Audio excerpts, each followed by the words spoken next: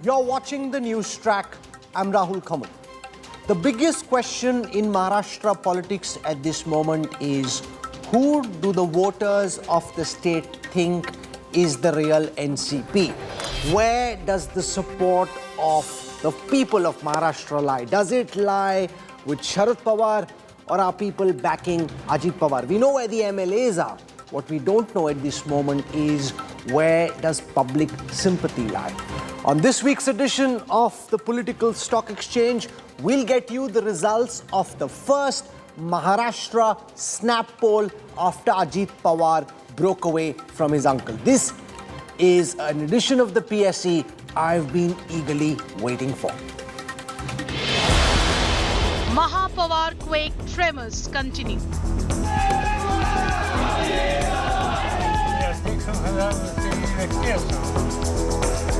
Birth pangs hit Mahayuti.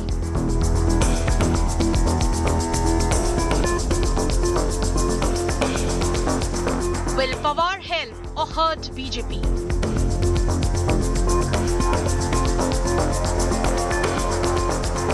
What do Maharashtra voters think?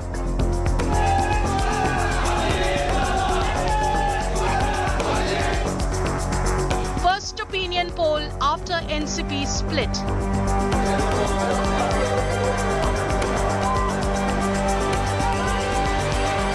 Political Stock Exchange. This is why the Political Stock Exchange is so special and so important. Over the next 45 minutes, you will find out who is carrying the voters with him. Do people back Sharad Pawar at the moment? Can he revive the NCP? Or are people backing Ajit Pawar? Before I bring you the results of the C Voter snap poll for Maharashtra, let me take you through the headlines. I'm tracking tonight. Bengal blood politics rages on. BJP fact-finding team targets Mamata Banerjee over deaths. Chief Minister cries conspiracy. BJP versus Sidhu Sarkara over Jain Seer's murder. Former CM Bommai leads protest on law and order in Karnataka. Demands a CBI probe into the monk's death. Bengaluru double murder accused arrested. Sabarish, also known as Joker Felix, killed CEO and MD of tech startup over a professional rivalry. Delhi on flood alert. Yamuna water levels crossed the 207-meter mark. Arvind Kejriwal holds an emergency meeting. Section 144 is imposed in flood-prone areas. Paris prepares for Prime Minister Modi's visit. Mega defense deals on the card. Indian tri-service contingent readies to march during the Bastille Day parade.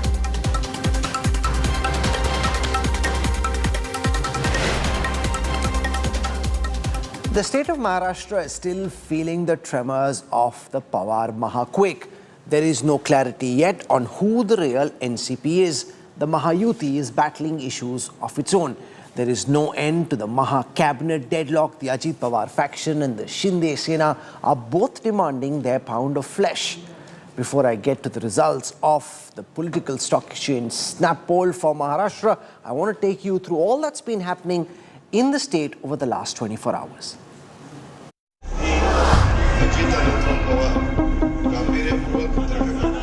The Mahayuti seems to be suffering from birth pangs. 8 NCP MLAs were sworn in with Ajit Pawar on the 2nd of July. They are yet to be allotted their portfolios. It's no secret that the induction of the rebel NCP netas into the Maharashtra cabinet created major heartburn in the Shinde Sena. And so the Maharashtra cabinet expansion deadlock continues. Sources tell India Today that Chief Minister Eknath Shinde wants the 14 cabinet berths that are lying vacant to be allocated first. He's also not opposed to important portfolios going to the NCP as long as his own ministers are not dropped or reshuffled. But his new deputy, Ajit Pawar, wants portfolio allocation for his ministers on priority.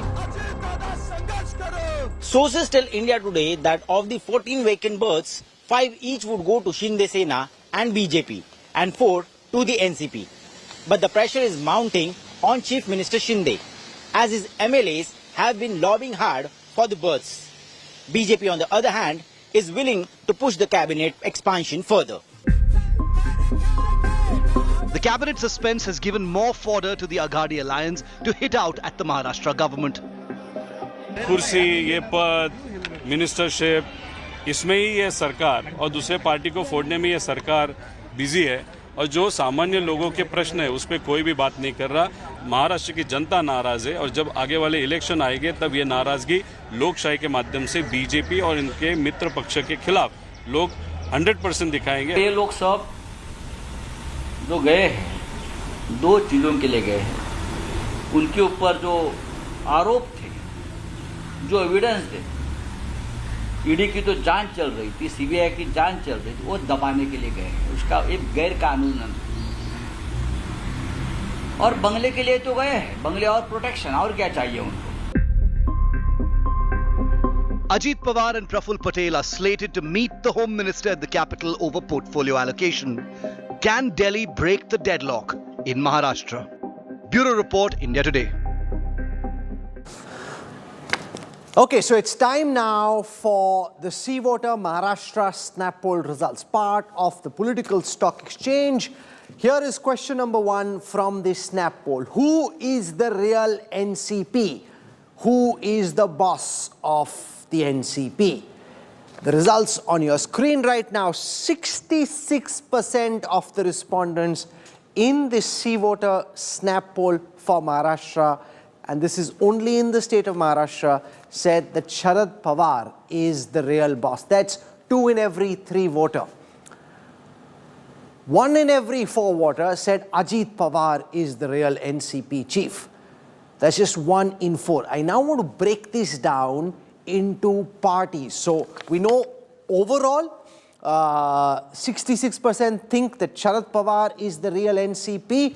I want to walk across and show you how many people from the NCP. Now remember, these are voters who voted for the NCP. Amongst those who voted for the NCP, 80% of the respondents say Sharad Pawar is the real NCP. Only 16% of the respondents think Ajit Pawar is the real NCP. Remember, NCP has about 16% of the total vote share in the last assembly election in Maharashtra. What this poll is telling you is 4 out of 5 NCP voters think Sharad Pawar is the real NCP, and as an aggregate, 2 out of 3 voters in the state of Maharashtra think that Ajit Pawar is not the real NCP, Sharad Pawar is the real NCP. Rajdeep Sardesai is joining me. Sahil Joshi is with us, our Maharashtra Bureau Chief. With me in the studio is Shehzad Poonawala, looking dapper as always. Shehzad, welcome. Thank you. With us on this broadcast is Priyanka Chaturvedi, senior leader of the Uddhav Balasaheb Thackeray Sena.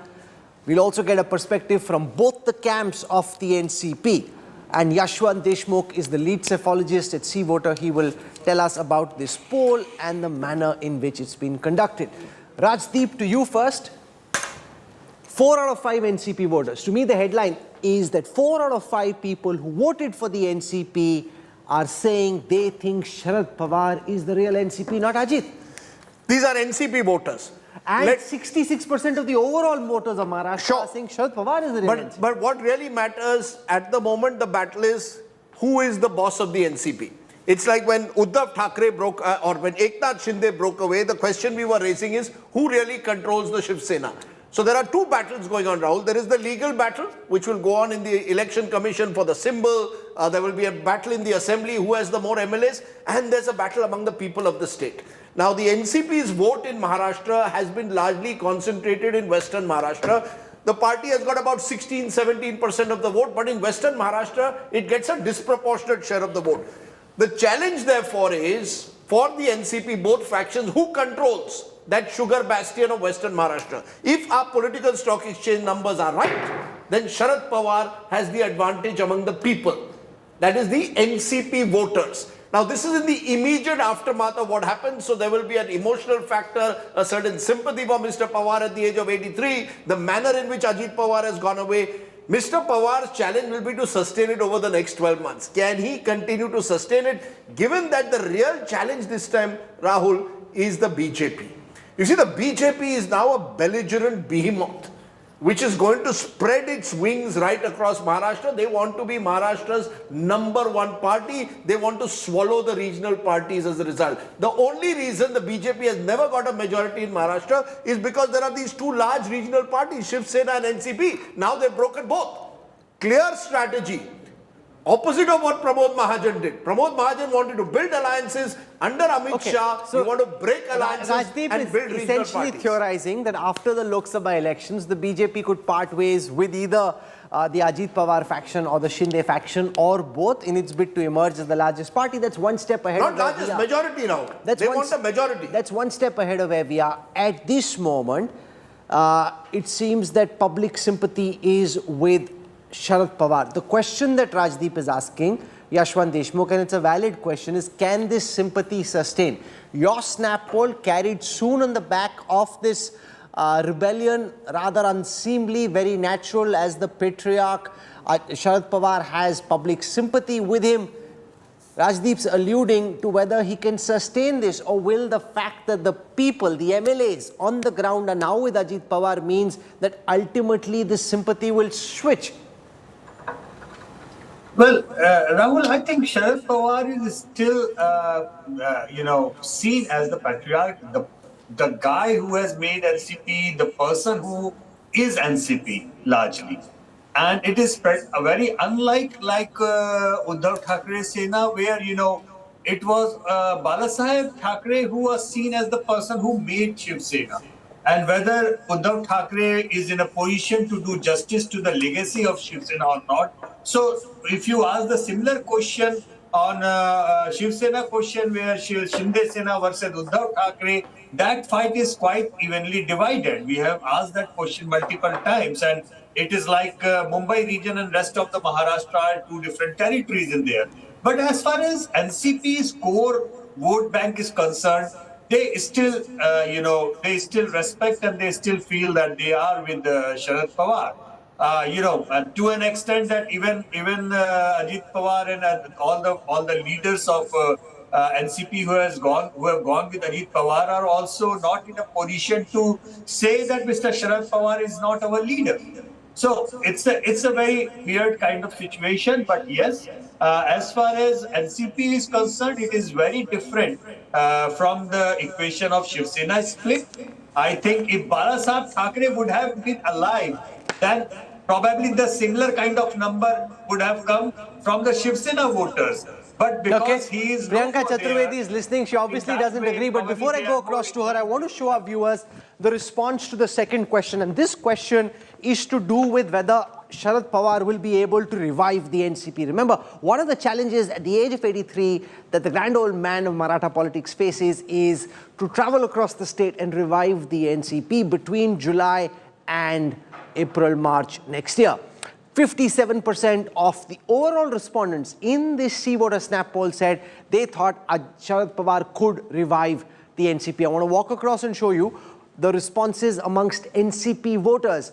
But as an aggregate, 57% of the respondents think that Sharad Pawar has what it takes to revive the NCP. Now, let's take a look at how many respondents amongst NCP voters think that Sharad Pawar still has what it takes. Remember, health is against him, age is against him. Despite that, 3 out of 4 NCP voters, 76% of the NCP voters think Sharad Pawar can revive the NCP.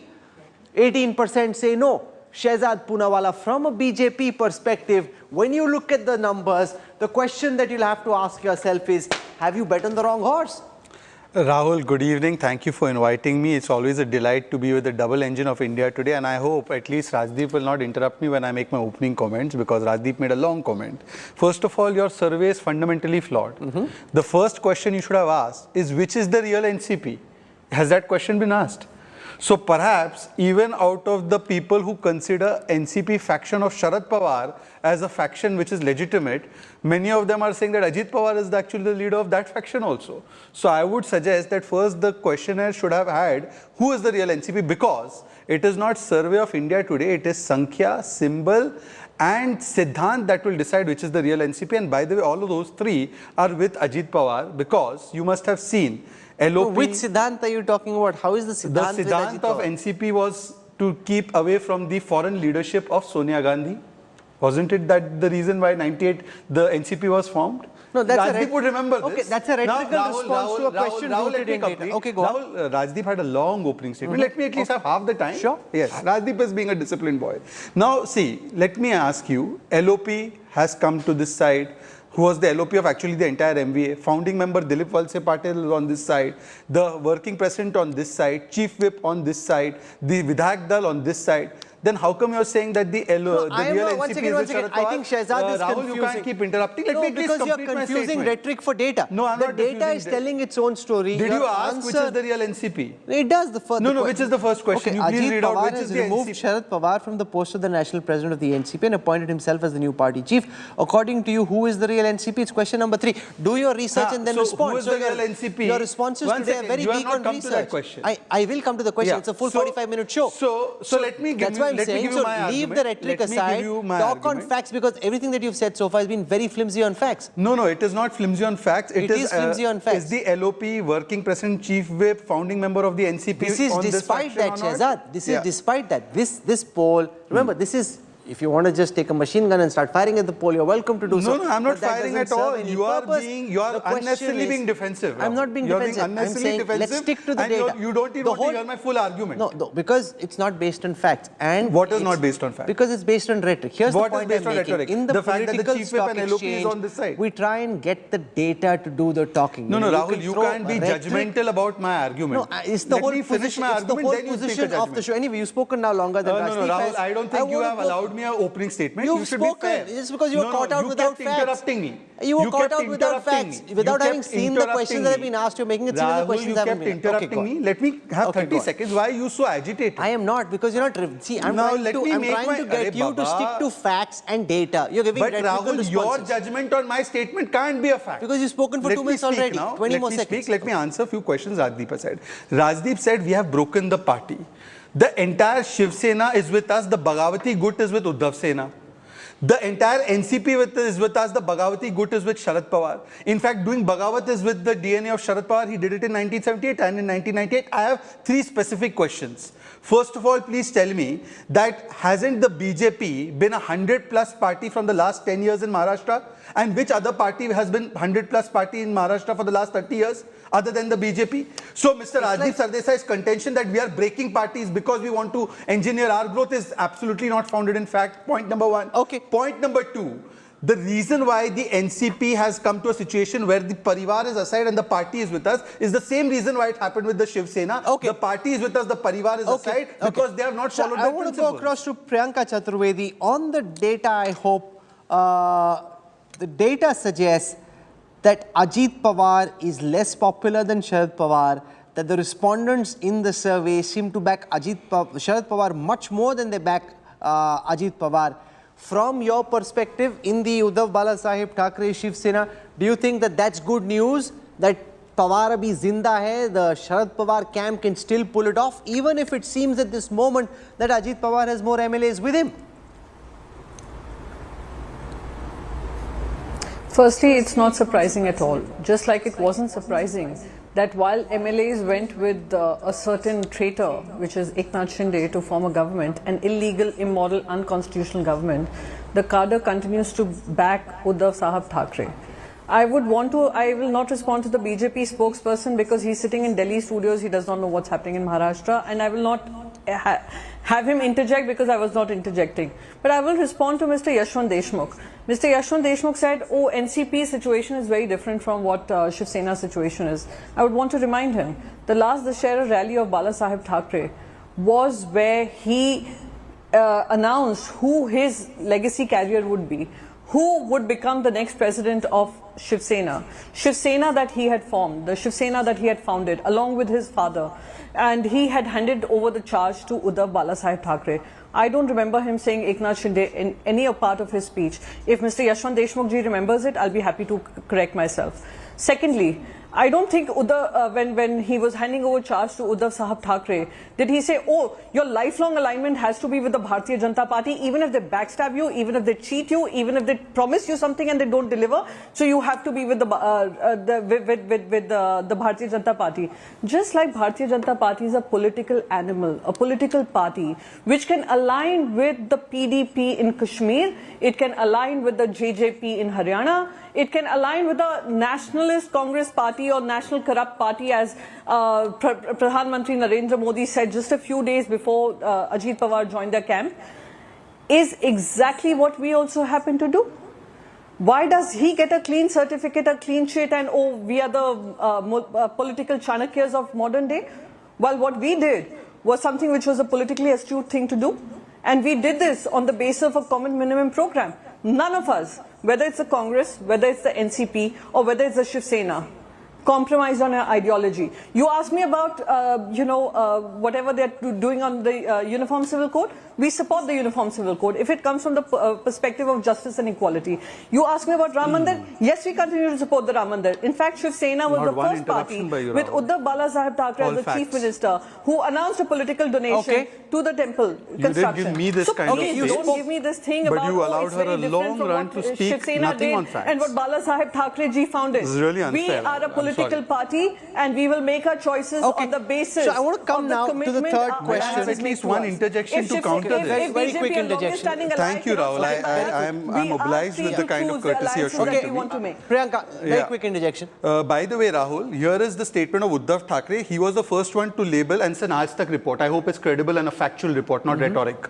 Sharad Pawar, Mahabharashtra, किसानों की जमीन ले लेते हैं. There's also a statement of Bala Sahib. He said that I will never go with Congress NCP. मैं अपनी दुकान बंद कर दूंगा, but I will not become another Congress party. This is on record. But those who don't understand Marathi perhaps don't know this. And also, it is a fact that Bala Sahib Thackeray ji had called NCP a party of scoundrels. Okay. So this is, and on Savarkar, Rahul Gandhi abuses Savarkar. They want Bharat Ratna for Savarkar. So we know the compromise of ideology. I want to come to the third question, which is to do with this conspiracy theory in Maharashtra political circles that Sharad Pawar is somehow behind Ajit Pawar's rebellion.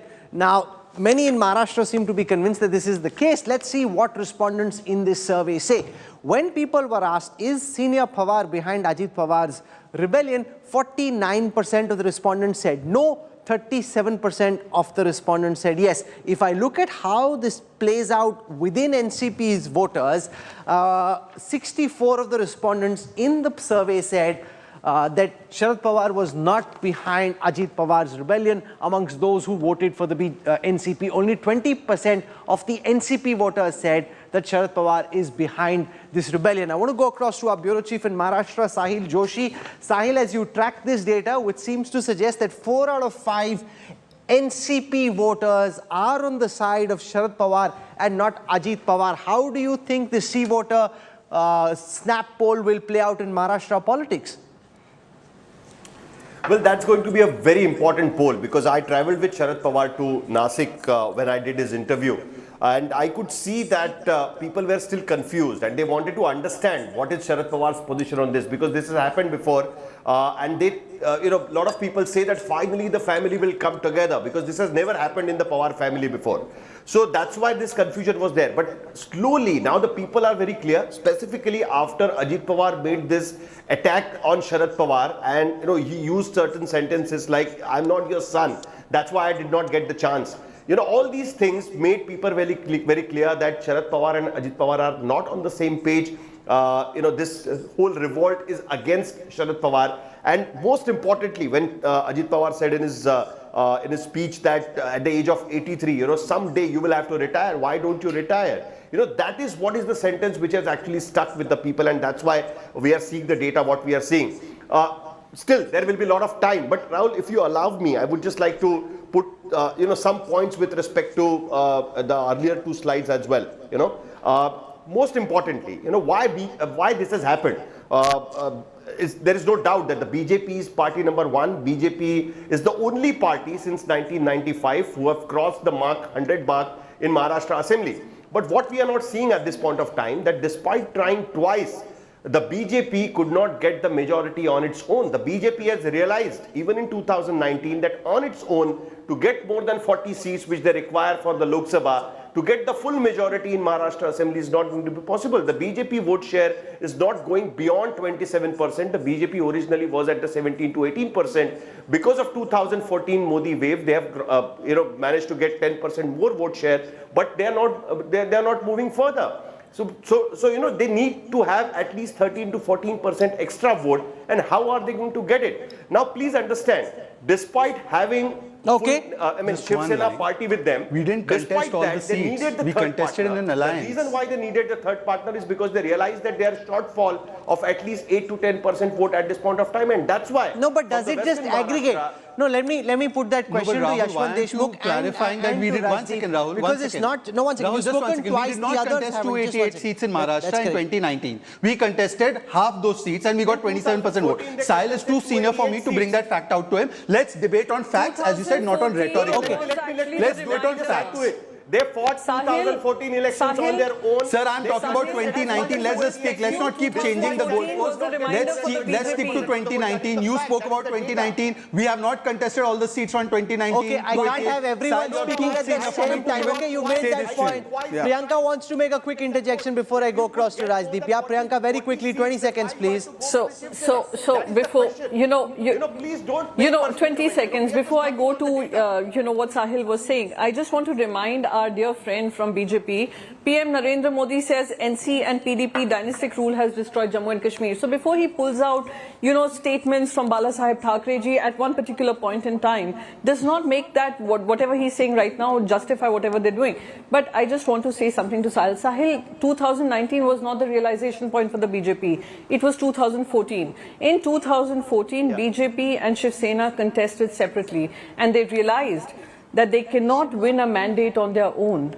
And that is why they continue to use arithmetic over political alliances and continuing to have relationships of longest standing ally. And that is where they are faltering. And they will pay a price for it in the coming 2024 elections. As here's the point I want to make. Everyone else, this is what the reality is, and your poll is suggesting it. Everyone's, Rajdeep, playing emphasis on arithmetic. Polls are also about chemistry. You just bring the Eknath Shinde Sena, the Ajit Pawar NCP and the BJP together. It doesn't mean that on the ground the Karyakartas and the voters will come together as one. We are already seeing so many polls, Shinde Sena MLAs unwilling to trust the Ajit Pawar camp, not knowing how much they'll get if Ajit Pawar becomes finance minister. It's not just that 1 plus 1 is 3. 1 plus 1 plus 1 could very well end up 1.75 and not 3. Two very quick points first. First, a bit of historical perspective. For the last 30 odd years, Maharashtra has not thrown a single party government.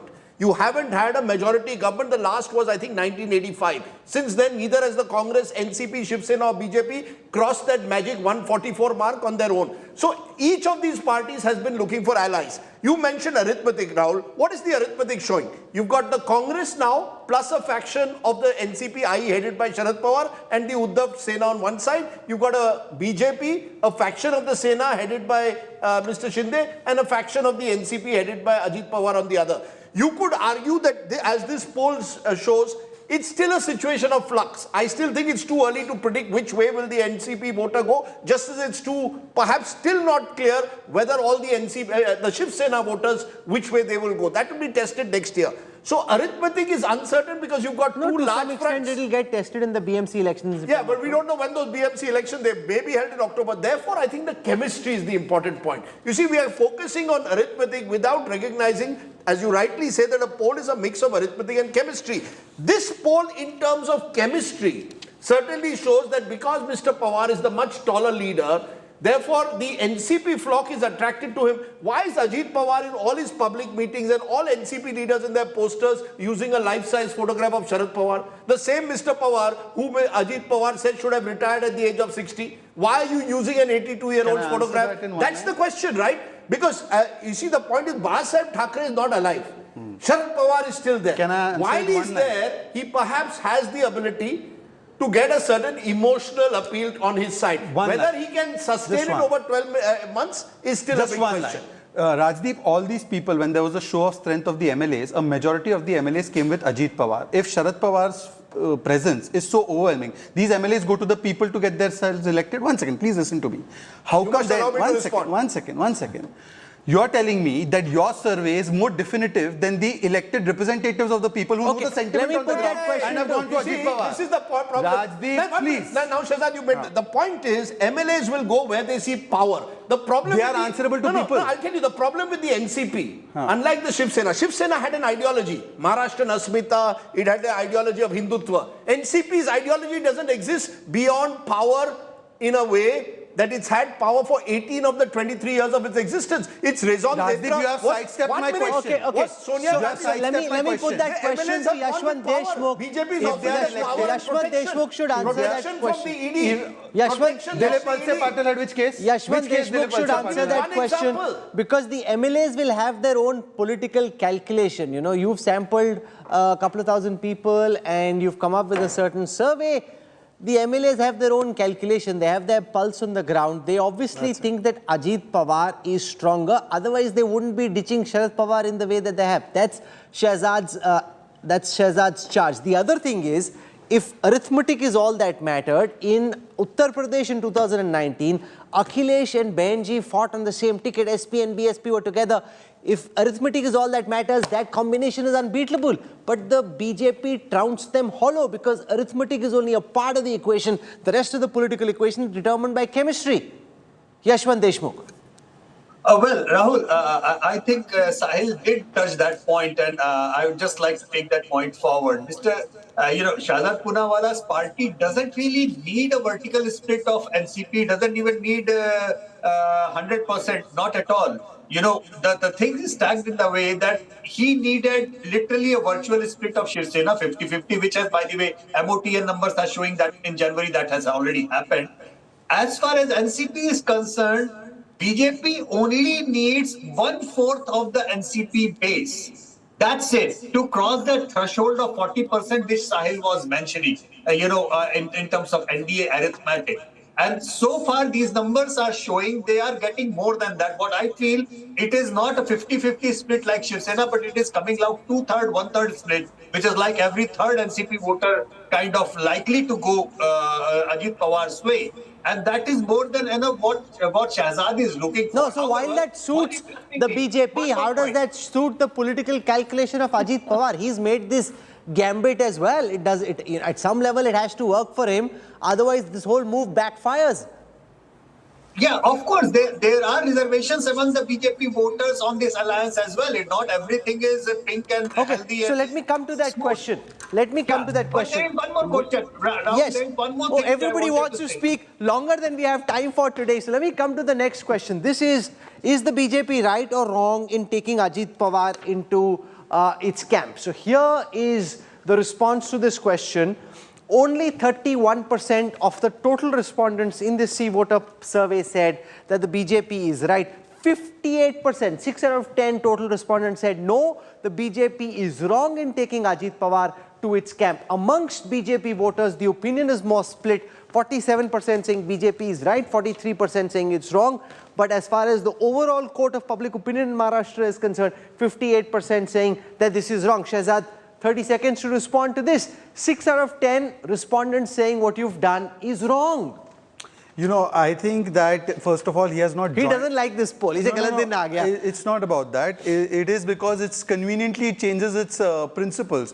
You were, a few months ago, the MOTN, based on arithmetic of MBA, which had no chemistry on any ideological issue, you were telling them full sweep of Maharashtra. At that time, what was it? Chemistry? Sir, a poll is a poll. No? It's not coming out of my pocket. 1 second, Rahul, now you have to let me complete my argument. Because without that, Janta can't understand. You just said that on the ground, chemistry matters, arithmetic doesn't matter. Just few months ago, you were doing an entire survey only on arithmetic of 3 people who never been together, coming together and sweeping Maharashtra. How come your principles keep changing according to your convenience and then you say it's our poll? So the poll is saying this. This kind of double standard should not be there, first of all. Second. No, 1 second. These are not double standards. These are statistical respondents based on data analytics in the poll that's been put out. This is what respondents in that Rahul, survey are saying. Rahul, one this second. is what Rahul, respondents in the survey are saying. Rahul, my dear friend, Yes. one second. You just said that just because the BJP, NCP and Shiv Sena come together... But that's not in the poll. That's my analysis Your based on the analysis, question. exactly. So let's separate the poll from the analysis. You gave the analysis on air. Yeah. You said that this kind of chemistry it will work, arithmetic can't work. Yet your survey of mood of the nation on the basis of this arithmetic coming together of MBA gave them a full sweep in Maharashtra just a few months ago. Yashwant Deshmukh How is that possible? No, 1 second. Then why didn't you put this caveat then? In a filmy kind of way, Yashwant Deshmukh, Shehzad Poonawala is saying, Aapki chemistry, meri arithmetic chemistry nahi. How does it work? It can't work in this way. Thank you for addressing this issue. Yeah. You must respond to it. Shahzad understands the number very well. There are more reasons for him to be happy at these numbers, simply because he knows that those 43% of the BJP supporters who are saying it is wrong still are going to vote for the BJP. It's not that they are going to leave the BJP at any cost. What the number which I am looking somehow very interesting, Rahul, are two figures. Number one, that about 25 to 33% of the NCP voters are somehow, approving of whatsoever is happening. That is the number one, which is important for me. Second thing, half the Maharashtra is still confused if it is the handiwork of Sharad Pawar. That's a very critical piece of information, Rahul. Not about the Shiv Sena and the BJP voters, even 1/3 of the Congress and 1/3 of the NCP voters are confused. No, 36% say Ajit Pawar, Sharad Pawar is behind Ajit Pawar, but 49% is not half. That's 1/3. The question whether it is with approval of Mr. Sharad Pawar, 49% are saying no, 51% are not very sure whether he has his hand in that. So what I'm simply trying to say can is I that say something here, please? this NCP Yes, split, Priyanka is with or itching to without get a word in. tacit Let's give her a approval of chance. Mr. Sharad Pawar Okay. are likely to give that So before which is Mr. required for BJP to reach the arithmetic vote. Deshmukh cast aspersion on Sharad Pawar ji and whether Sharad Pawar is a part of this decision or no, I would want to know, is Narendra Modi ji a part of this decision of taking NCP along a part of this decision making or no? Because there's no tweet that has come from him. And secondly, just 48 hours prior to this entire cabinet expansion that happened on a Sunday afternoon, it was a party which was called a naturally corrupt alliance, which has a corruption as part of its DNA, which continues to do corruption and has done corruption worth 70,000 crores. So before you cast aspersions on what Sharad Pawar ji is doing, I think maybe you should actually ask questions of the Prime Minister of India whether what he Shehzad, said you want to 48 respond hours to that? prior Is the this Prime Minister expansion on is board? correct, or whether Is the Prime it is Minister on what board is with happening this right alliance? now is correct. No, just a second point I'd like to make to Mr. Yashwant Deshmukh himself. Mr. Yashwant Deshmukh said, BJP just needs 1/4 of NCP. Maybe BJP needs arithmetically 1/4 of NCP, but anti-defection law works on its own. It is a law which the Supreme Court will look at, will not look at what numbers that BJP is looking for. It will look at is the Prime Minister on board? says with regards to anti-defection law. And I want to ask Shehzad Poonawala, This how is many crazy. MLAs Everyone does speak at the Mr. same time. Ajit Pawar have? No, one second. Everyone's spoken. Just 20 seconds to Shehzad. And then we've got spokespersons from both sides of the NCP also with us on the show. I need to go to them as well. Very quickly. 29 September 2016, glad that Kapil Sharma has chosen to expose the rampant corruption that prevails in BJP, Shiv Sena, misgoverned BMC, Priyanka Chaturvedi.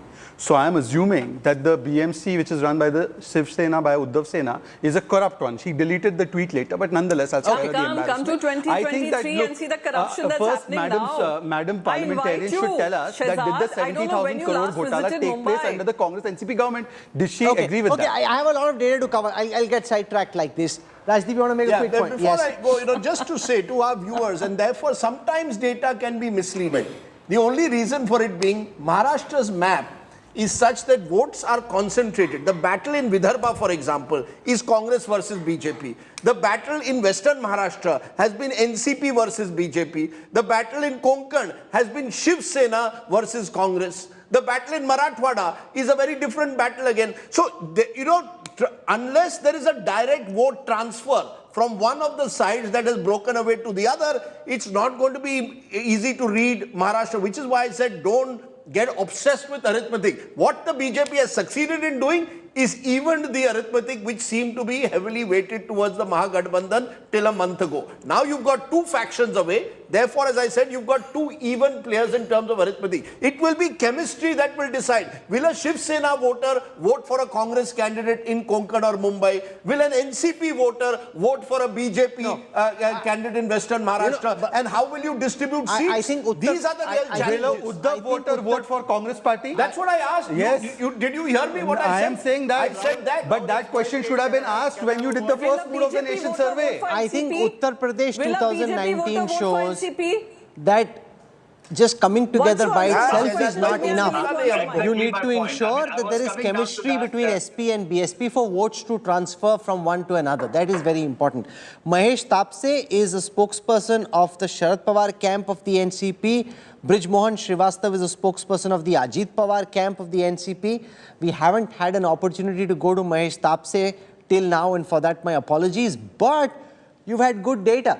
The data says public sympathy is with Sharad Pawar. The flip side to this is Rajdeep's contention that this may be the case now. Bhagwan jane ki ye March April tak rahega ki nahi. Well, good evening all panelists and all viewers. I thank you for this survey, and let me tell you, like... No, you don't have to thank us for the survey. We're just doing our job, sir.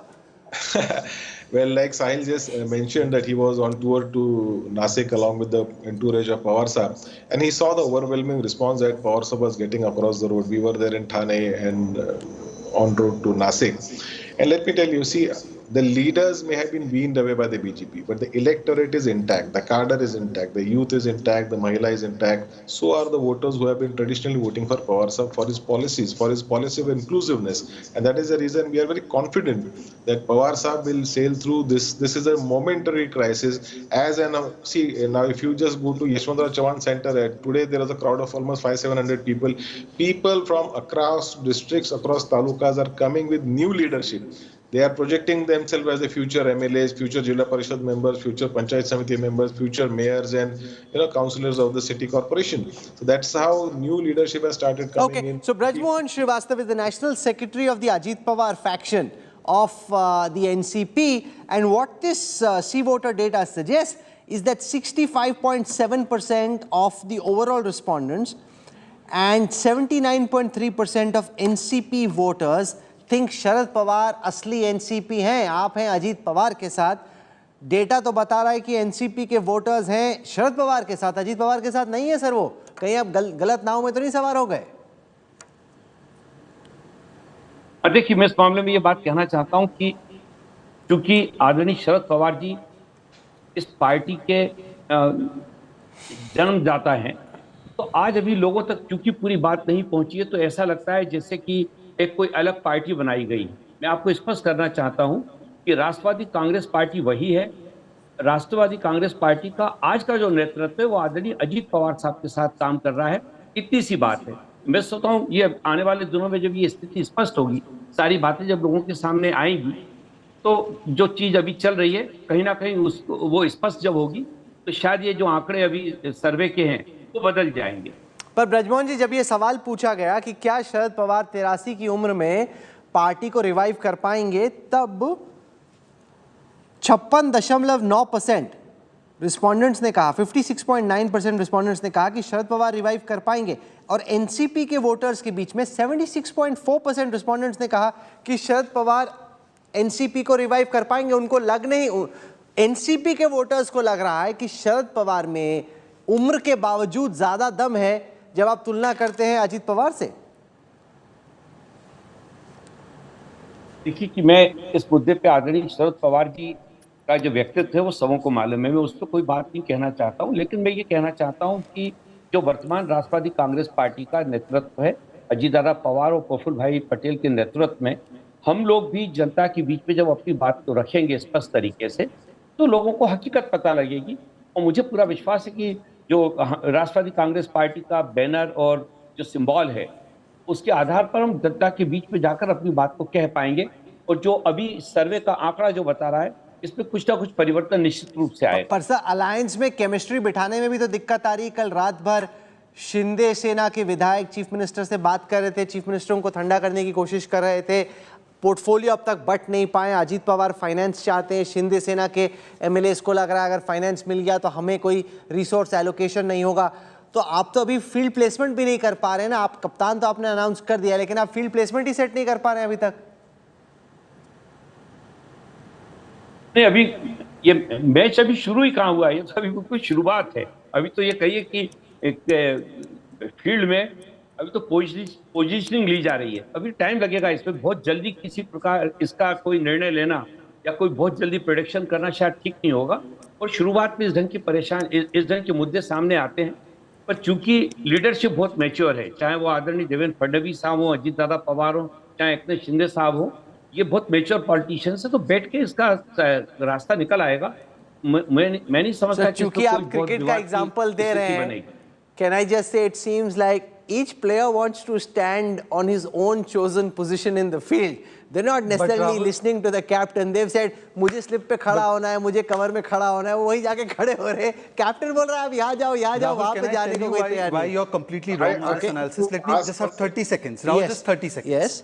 In 2014, the NCP came to its lowest tally of 41 seats. At that time, the Shiv Sena did not support us. They were outside for 6 months. Sharad Pawar had supported us and our government was formed, and he had said it was in the interest of Maharashtra. Then 2017, they tried to form the government with us by saying take Shiv Sena out, and this was all Sharad Pawar's doing. And by 2019, because they seemed to be closer to us, they got 53 seats. Let's not underestimate the fact that the NCP coming closer to the BJP has actually been their natural tendency. Okay. So it is not actually going what could change? Yashwant Deshmukh, between now and March, April, how could things change? What would you be looking out for when you do the Mood of the Nation in August for India Today? I think, Rahul, the biggest change would be the chemistry equations, as Shahza was mentioning, on the ticket distribution and other things, because I see two different trends from the data. Congress voters are very much likely to vote for Uddhav Thackeray candidate to defeat BJP. They don't have any issue. NCP voters, like Rajdeep said, they don't have ideological problem. They will be more than happy, more or less, to vote for the BJP candidate. What I see a problem is clear chemistry problem on two voters. Number one, Shiv Sena voters are absolutely, I believe, unlikely to vote for a Congress candidate. And similarly, BJP voters are unlikely to vote for an NCP candidate. However, the problem for MPA would be bigger because number of seats that Congress would be contesting would be much bigger than the number of seats that NCP would be contesting within the NDA. So, out and out in chemistry, this is going to have big problem for Sahil, NDA 20 seconds. Will they be able to form their cabinet, allocate portfolios, or do you think this will stay stuck in the way that it has? Is that getting resolved or not? Well, it will need to be resolved because Ajit Pawar now is in Delhi and he is going to sort it out with the BJP top brass, and they will have to sort it out to at least present to the people that, you know, we are naturally together. Most importantly, there is a lot of time left yet, you know, at least a year left for the Lok Sabha elections. My analysis is that, you know, it all depends on the public perception. If they perceive that Sharad Pawar and Uddhav Thackeray have come together and there is no option other than the Congress to vote for, then it will be a different situation. But on the other hand, the way Devendra Fadnavis told his MLAs the day when, you know, in Mumbai they had a meeting, and he explained his MLAs that why Ajit Pawar had to be part of this Mahayuti, part of the NDA, despite being ideologically different, is because the Lok Sabha elections are closer and we have to get more than 40 seats in Maharashtra. If they could manage to explain that to the BJP voters, then that vote transformation should but happen. There's a difference to the NCP in explaining well. that to the BJP MLAs and ministers and trying to explain that to the voters. It's a tougher ask, but you're right that there is a year to go, and therefore you have the opportunity to take your message out to the people and try and win their support. For the time being, I want to thank our guests for joining us. We'll slip into a quick break. When we come back, horrific double murder shocks Bengaluru. Former employee kills managing director of a tech startup. Details coming up on the other side.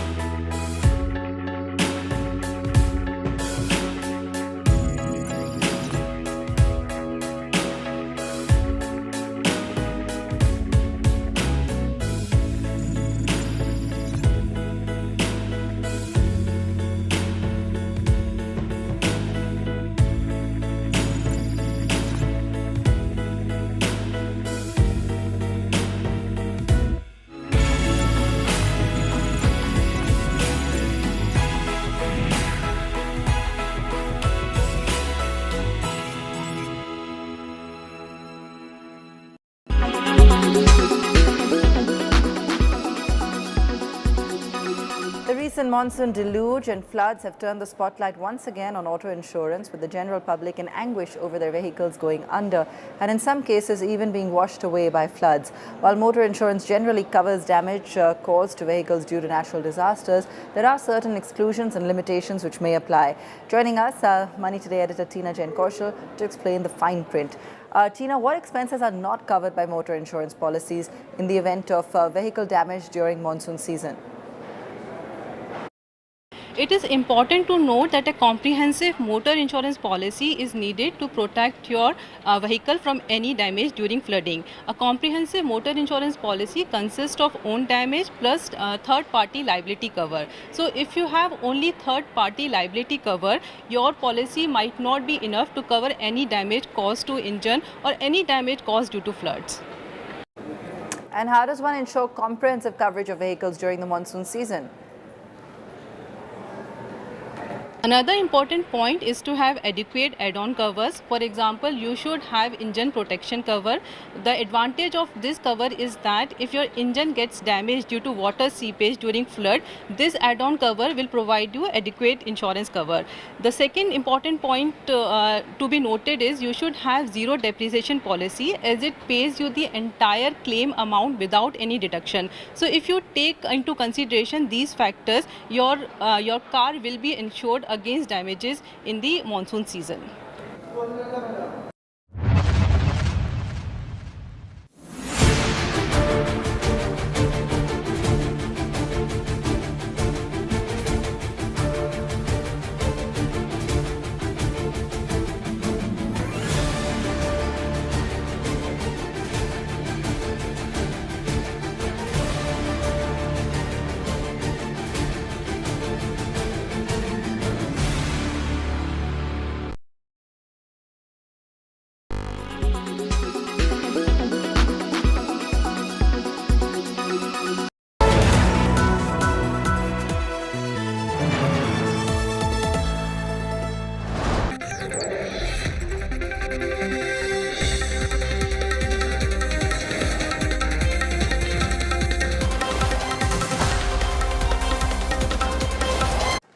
You're on board the Newstrack. A managing director and a chief executive of a tech startup were stabbed to death by an ex-employee.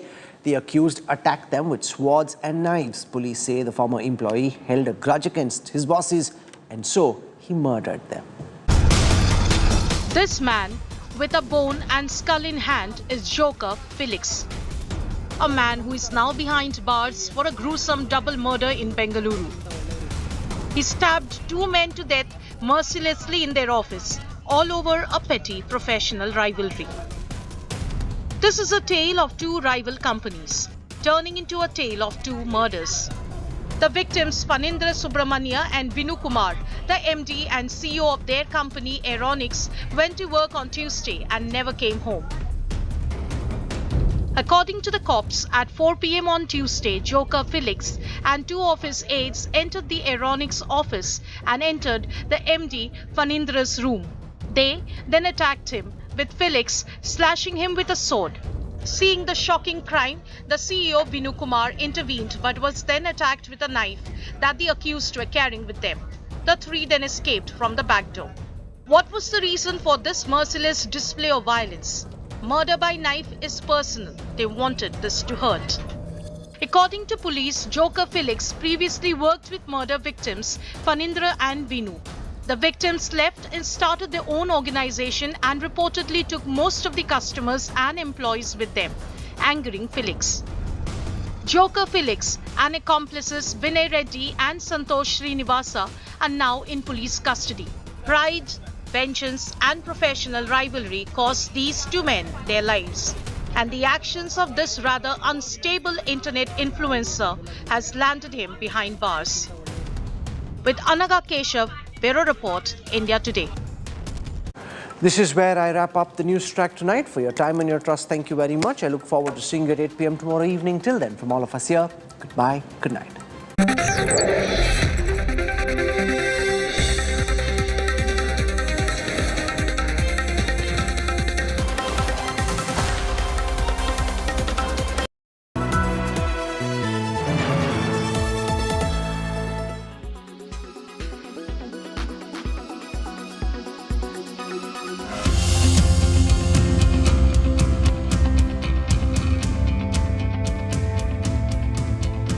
Chandrayaan 3 is all set to be launched from Sriharikota at 2:35 pm on Friday, 14th of July.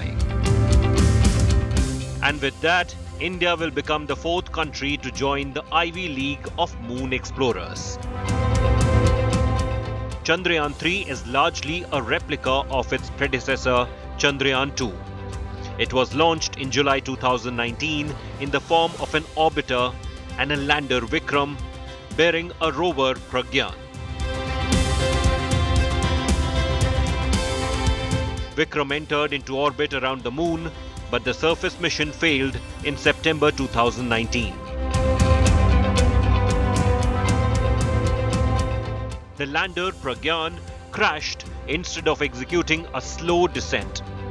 ISRO later identified a problem in the guidance software and an unexpected dispersion in the propulsion system during certain phases of the descent.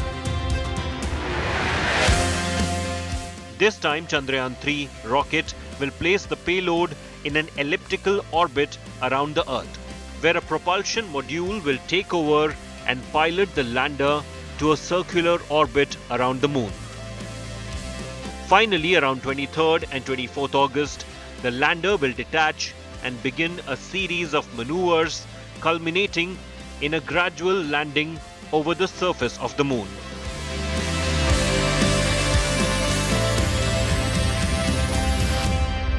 Instead of success-based design in Chandrayaan 2, we are doing a failure-based design in Chandrayaan 3. What all can fail and how to protect it. To ensure success chances, at this stage, ISRO has strengthened the lander's legs, lowered its minimum thrust, enhanced the availability of power, and upgraded the landing sequence. This will be India's second attempt to soft land a lander and rover on the lunar surface and demonstrate end-to-end capacity in the relevant technologies. Soft landing on the moon is a complicated exercise and possibility of failure exists. But for the time being, ISRO is hopeful for a success like its first moon mission. Bureau Report, India Today.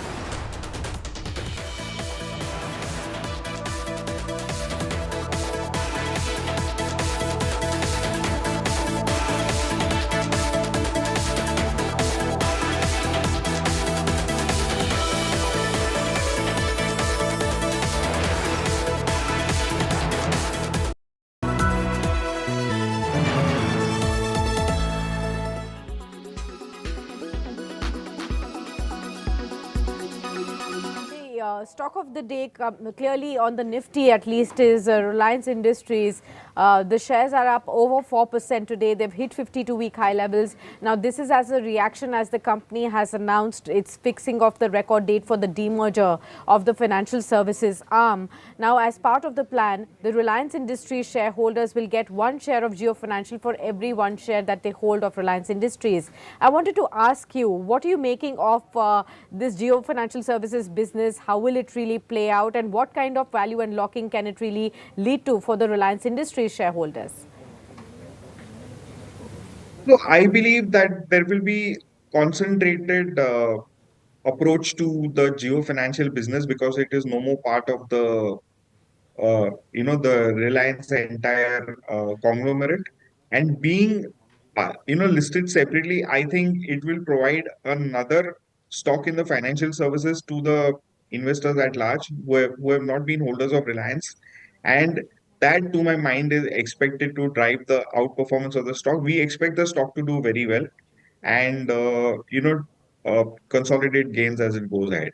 Right, you did say that the stock is expected to do well. Now remember, the stock is already up about 24% from its lowest level this year. That was hit on March 24th of around 2200 and thereabout, and from that time a 24% surge already. How much more upside do you see on the Reliance Industries stock?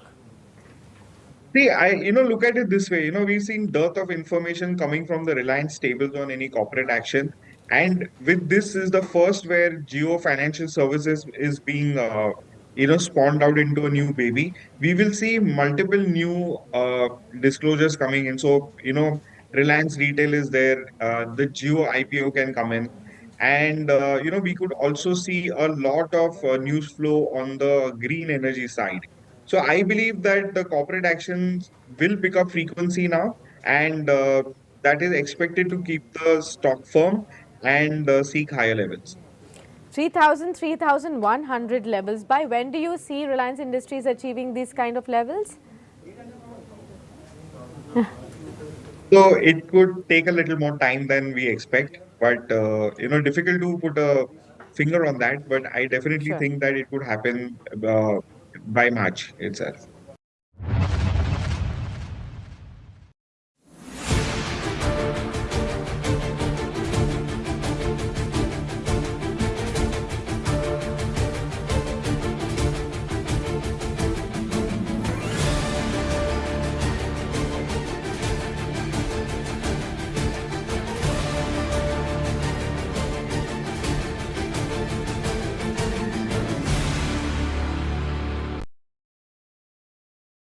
Weather forecast now.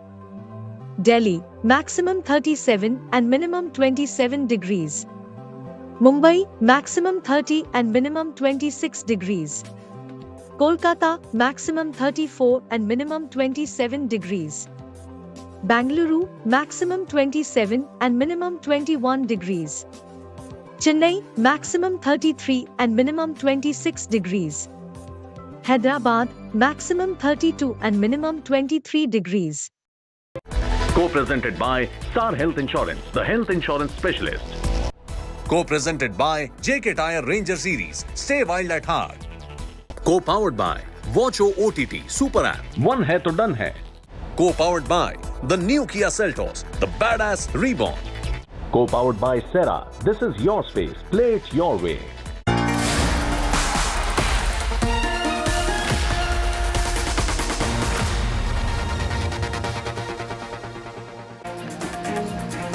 Good evening, hello and welcome. You're with the news today, your primetime destination news. Newsmakers, talking points, the big talking point. We'll be bringing you the data on the oft-spoken about crime politics nexus in the country. Just how many of our legislators have serious criminal records? And how do you free politics from crime? We'll talk about that. Also, we'll have a showdown over the Jain monk's murder in Karnataka. Why is politics being played out over a crime? But first, as always, it's time for the 9 headlines at 9 tonight. National capital on flood alert as Yamuna water level breaches all-time high for the first time in 45 years. Chief Minister Kejriwal holds an emergency meeting in Delhi. Section 144 imposed in flood-prone areas as mass evacuation begins. The BJP deploys a fact-finding team in Bengal amidst panchayat poll violence, targets the Bengal Chief Minister over deaths. Mamata Banerjee hits back, blames the BJP for engineering violence as part, she says, of a conspiracy. India Today accesses Electoral Watchdog Association for Democratic Reforms report on crime politician nexus. Report finds that over 44% MLAs in India have a criminal case lodged against them, 28% serious criminal charges. Former Karnataka Chief Minister Basavaraj Bommai leads a protest over the Jain Seer's murder, claims failing law and order situation under Siddaramaiah government. BJP demands a CBI probe. Congress says CBI playing politics with the monk's death. CEO and MD of Bengaluru startup tech firm hacked to death. Double murder accused Sabarish, also known as Joker Felix, arrested. Employees killed over a professional rivalry. 4 railways employees suspended for not being alert to prevent the Balasore train tragedy. This after CBI earlier arrested 3 railway employees over alleged negligence. Paris gears up for Prime Minister Modi's visit. Mega defense deals on the cards. Indian tri-service contingent ready to march during Bastille Day parade. India's retail inflation jumps to a 3-month high of 4.81% in June. Industrial production growth rose to 5.2% in May, up from 4.2% in April. One of the biggest names in European literature, Milan Kundera, has died in Paris at the age of 94, best known for his 84 novel, The Unbearable Lightness of Being.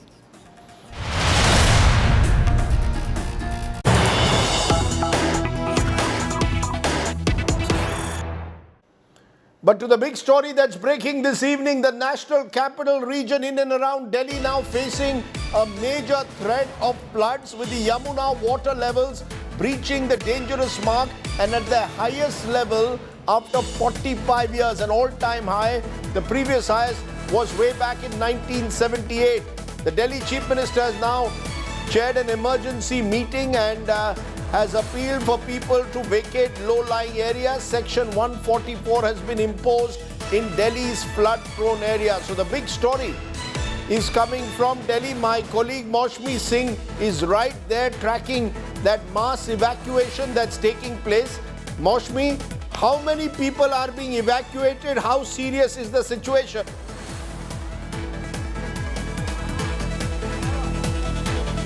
Right, Rajdeep, even in the dark of the night, you can see that we are here at Nursery Pushta, which is in the middle of Mayur Vihar, and this is the rescue operations that are on in full swing at the NDRF, the local administration right here, and people are, stranded in hundreds, we are told. Since morning, the rescue operations have been on. The levels of water that you see, there was no water here till the afternoon. It started to, climb up, and now till this stretch, you can see that the water levels have gone really up, and with the past 42-year-old record being broken, the next 24 hours, we are told, is going to be very crucial. The weather forecast doesn't look really good, and that's why, we've seen that the Delhi government, in the leadership of Arvind Kejriwal, called a emergency meeting, and I do believe, I checked with the NDRF officials, these rescue measures will continue. Many of these personnel have been working throughout the day in the heat, getting 20 passengers at one point of time. It's not an easy ask, and these are several points across the 25-kilometer stretch of Yamuna. So we will have to wait and see what the water levels are, but the predictions don't look really good, and with the 207.89 mark already reached, the banks of Yamuna have been evacuated. Those are scenes that are coming in at the moment. Maushmi Singh reporting there on the rescue efforts taking place along the banks of the Yamuna. Appreciate your joining us on the moment. Remember, incessant rains, flash floods, landslides have ravaged large parts of North India, particularly the state of Himachal Pradesh. Several locals, tourists still stranded amidst the massive damage to roads and infrastructure. India Today's Preeti Chaudhary now brings you the plight of the citizens who are caught in the floods. It's our other ground report tonight.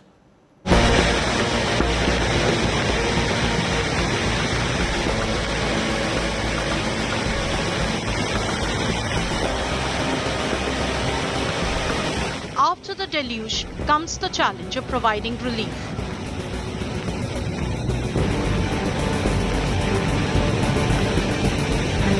Hundreds stranded and suffering are now gearing up for an arduous journey to a safe space.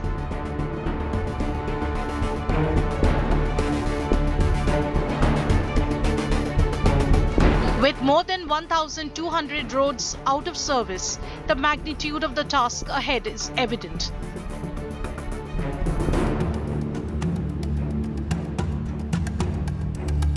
So that's part of the hotel that has been completely swept away en route from Kullu to Manali. If you see right there, that is where the road had caved in, right there at the end. And from there on, if you can see everybody, a steady stream of those wanting to go back home or reach medical emergency situations as well. We did see one girl a terrible stomachache. And there's no way, because Manali, the whole infrastructure has apparently collapsed. They have to bring anyone who's sick to Kullu. And there's just no way of getting there, because at this side is where the road is caved in. The administration says that side is, they've been able to open out a road, but that's witnessing traffic jams of over 11 hours straight up. Wading through flooded waters, stung by a snake and with a drip attached, a woman was spotted trying to make her way to a nearby hospital. मतलब ये है कि पतलीपुल में पुल तक आ सकते हैं आप, वो ब्रिज बंद है, ब्रिज के बाद आप या तो आप चढ़ के आओ या तो फिर आप पार ही रहो। हाँ, लेफ्ट बैंक से रोड ब्लॉक है, फिर आ नहीं सकते उधर को भी। A pregnant woman displaced by her unprecedented floods was forced to walk till the nearest hospital in order to receive medical care. Desperate father carries his sick daughter on his shoulder, waiting for hours through the floodwaters to reach the nearest hospital. तबीयत ठीक नहीं है, तबीयत नहीं ठीक है, क्या हुआ? Many villages washed away, many others cut off totally. People in need of medical care are struggling to get relief. A return to normal life is a long road ahead. With Preeti Chaudhary in Manali, Bureau Report, India Today. Thoughts and prayers with the people of Himachal Pradesh and those along the Yamuna River here in the national capital. Let's turn from there to our exclusive report today. India Today has accessed the latest study by the Association for Democratic Reforms that once again throws light on the crime politics nexus in the country. According to the ADR study, 1,777 of the 4,001 sitting MLAs in the country, or 44% of our MLAs, have criminal cases against them. Now the serious view is that 28% are booked in serious criminal cases which carry 5 or more years in jail as punishment. Let me repeat that. 28% of our MLAs are booked in cases which carry 5 or more years in jail as punishment. 47 MLAs in the country at the moment are booked for murder cases. 181 face attempt to murder cases. 14 MLAs face rape cases. And 114 of our MLAs, my friends, have been booked for crime against women. 337 of them are BJP, the largest MLA group, which is 25% of their total number, are booked in cases with 5 or more years in jail. The Congress's 194 MLAs, or 26%, so higher than the BJP in percentage terms, of their MLAs are booked in cases with 5 or more years in jail. 42 to 76% MLAs in varying numbers of DMK, TMC, AAP, YSRCP, SP, BRS, RJD, CPM, BJD are booked in criminal cases. Different proportions depending on those parties, but a large number of the MLAs from these parties too. 32 to 43% MLAs of DMK, TMC, AAP, YSRCP, SP, BRS, RJD, CPM, BJD face serious criminal cases. So that's above the average with 5 years jail terms.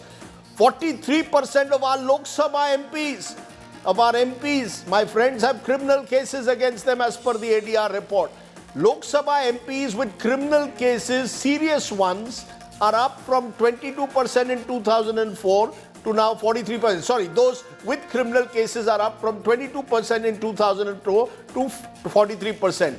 Candidates with criminal backgrounds, listen to this carefully, have 15% more chance of winning than candidates with clean records. Candidates with clean records have just a 4.7% chance of winning in this country. It clearly shows that little has changed. In fact, it's got worse. I repeat that main number, 28% of all MLAs in this country are facing criminal cases, serious ones that could lead to jail terms of 5 years and more, murder and rape along them. I want to raise the question tonight. Why is our politics highly criminalized? Why is it getting worse? How does one break this nexus? Will tougher laws do, or is that not enough?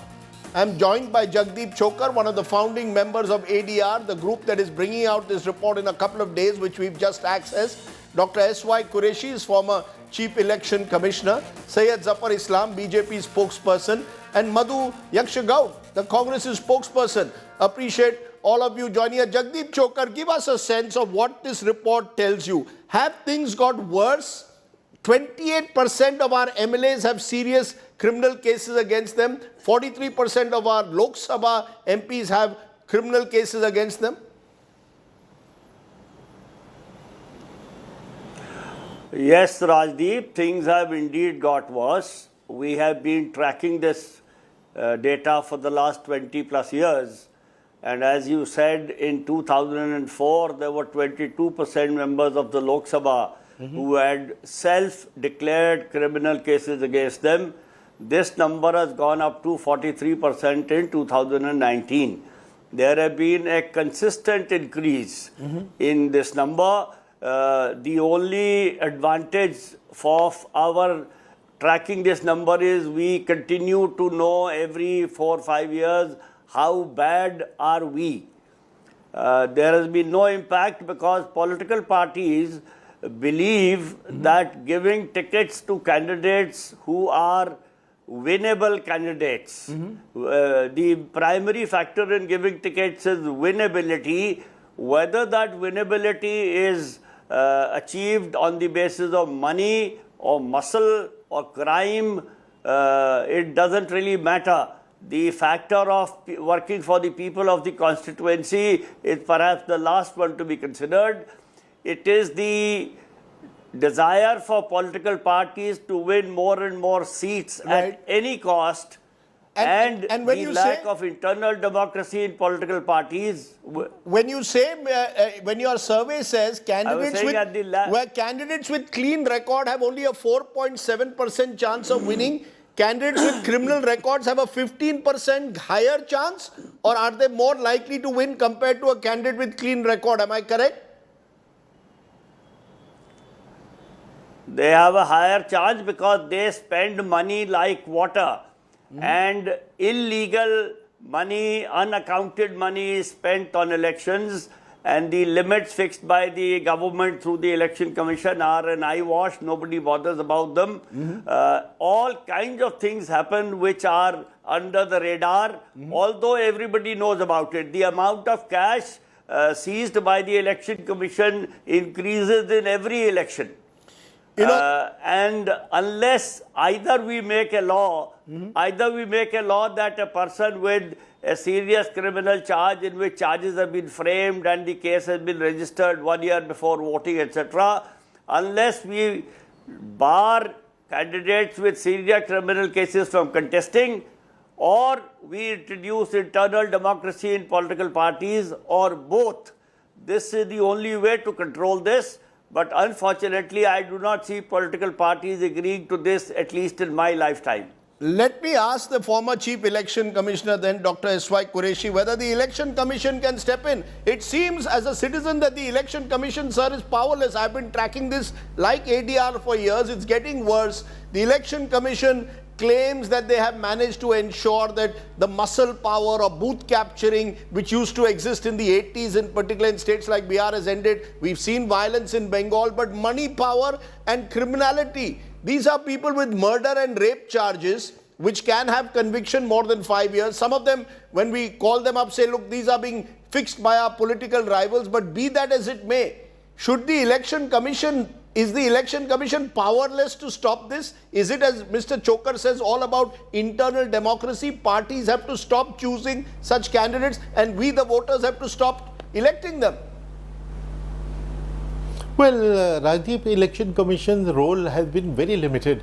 In fact, Election Commission has been joining voice with Mr. Jagdeep Chokar for the last so many years. We want to stop criminalization, but it is not in our hands. They have to be debarred from contesting legally, and which has been the demand of ADR and which has been the demand of Election Commission of India also. And Election Commission had come up with a formulation because the defense of the political parties was that the law of the land presumes that you are innocent till convicted. Now, fair enough. So, but Election Commission had this formulation that only heinous offences, because another defence parties used to make was that sometimes false political cases are registered. So our response was that only heinous offences which carry imprisonment of 5 years, that should be considered. Secondly, the case should have been registered at least a year in advance, a year before the election. And thirdly, which is most important, a court of law should have framed the charges. Now, law court, which in this case, heinous offences will be not less than district and session court, which and if they frame the charges, they are a neutral authority, so that should be accepted and they should be debarred. But again, the presumption of innocence is again repeated. I have a counter question which I have asked repeatedly in the presence of judges and jurists and experts, but nobody has been able to answer this. And I'll repeat that question to you, that there are 4 lakh prisoners in Indian jails today, of which 70% are under trial. That means not yet convicted. That means they're innocent. Yet, you have taken away 4 of their fundamental rights. 4 fundamental rights: right to liberty, freedom of movement, freedom of occupation, and right to dignity. If you can take away fundamental right within the ambit of law, which you always quote, right to contest is not even a constitutional right. It's not a fundamental right, it's a statutory right. It can surely be suspended. So that is one thing. Secondly, you mentioned the winnability thing. We need to see why is it that they win, because voters who have to live with that candidate after the election commission comes and goes, then they have to live in the same constituency. They are scared. So, which is why But I want to get this right. Are you saying that if the offence, at the moment you have to wait for a conviction? As we've seen with Rahul Gandhi, he's got disqualified for criminal defamation because the conviction sentences him to 2 years. Are you saying that the moment prima facie charges are established of a serious nature, especially rape and murder, that candidate must be immediately disqualified? He cannot contest, suspended if a charge sheet is filed, am I correct? Pending conviction? Yeah. Yeah, our stand is that debarring candidates from contesting, and which we say that only on conviction for heinous offences, 5 years or more. Less than that, we take it as a political vendetta and others that we are not even considering. And as Professor Chokar pointed out, almost 80% cases are serious criminal offences which carry more than 5 years. So, by the way, Supreme Court in 2014 took an alternative route, which is also a good route to take, at least expeditious disposal of cases pending against the politicians. And they asked all the courts in the country that they should take up these cases on priority and decide within a year. And in case they are not able to do so, they should report to the Chief Justice. Okay, but now we would like to know what has been the follow-up. I don't think it has been followed up very effectively. Okay, but what you are saying is immediately if charges of a serious nature are confirmed prima facie in a charge sheet, suspend that person's right to contest. Do you agree with that, Syed Zafar Islam? The fact is both BJP and Congress, this is one debate where both of you are deeply neck deep in giving tickets to people who have these serious criminal charges. 24% of the BJP's MLAs, 26% of the Congress's MLAs. Is the BJP willing to accept what Dr. Qureshi says? Moment charges of a serious nature, murder, rape, that you will suspend the right to contest of that individual or ask him to give up his MLA seat. Is any party willing to do that in this country? Rajdeep, let me respond to you. First of all, it's a very peculiar situation. You have a situation where political parties and have issues to deal with when you have a team which is working on the ground. They have recommended a particular name because his popularity is there, winnability criteria is there, and of course you have to declare some pending cases against the person, but is not convicted. Law of the land, as Mr. Qureshi and Jagdish Kochar has all rightly said, that till one is convicted, you cannot debar him from contesting. Society as a whole is also responsible. Political parties are also responsible. But everyone is responsible. You can't hold one only political party responsible for this. If society wants to clean up this issue, they can ensure that they will not vote for such person who has a criminal background. Sir, Because don't put it society on us. Sir, don't blame us, the voters. I am asking you simply. Sir, don't blame us, the voters. If there is a charge sheet in a rape case, if I am charged of rape or I am charged of murder. Every time you... I have heard your question. Have some patience. Na? Why you are jumping unnecessarily? When I'm responding to you, I'm coming to that. Allow me to complete. I have heard your question. All I'm trying to tell you that it is not only political party which is responsible. Society also has to be sensitive about it. That people who have some criminal background, because political party alone cannot, under no circumstances, will be able to address this concern alone. The society has to demonstrate its weight towards it and ensure that this is being addressed by the political parties. Also, as Mr. Qureshi has rightly pointed out, that the best solution is that there should be a separate court, or there should be some arrangement, as Supreme Court has suggested, that this should be expedited. All the pending cases against the politicians you're at least accepting that recommendation that there should be these cases fast-tracked. Within a year, you decide. Madhu Yakshagaud, what is the Congress's position on that? The fact is, I'm now talking of serious cases. You have your own leader who's been disqualified for criminal defamation. But imagine we still have MLAs with murder charges, rape charges who continue to be MLAs and MPs in this country because they are not convicted. Yes, Rajdeep. As Mr. Qureshi has mentioned, the law which is very clear, until you proven guilty, you are innocent. Supreme Court has initiated these cases to be disposed of on politicians within a year. What I'm trying to say here, I think I read once the MV Kamath has written, the people get what they deserve it. It's a people's responsibility. Ours is in a developing democracy. Rajdeep, when I was living in US, I've seen that when a Democratic Party president, a sitting senator, withdrawn from the contest when he was not declared, were 2 watches which is received. So that kind of a transparency has to be there, and people also have to be like, I appreciate the ADR. No, sir, don't blame the voters, sir. Please don't blame the voters. Expose the people, politicians with a criminal record. No, what I'm trying to say, no, please allow me a minute, after half a minute I answer. Yeah, please go ahead. It is, we appreciate the ADR educating the people or exposing the politicians with a criminal record.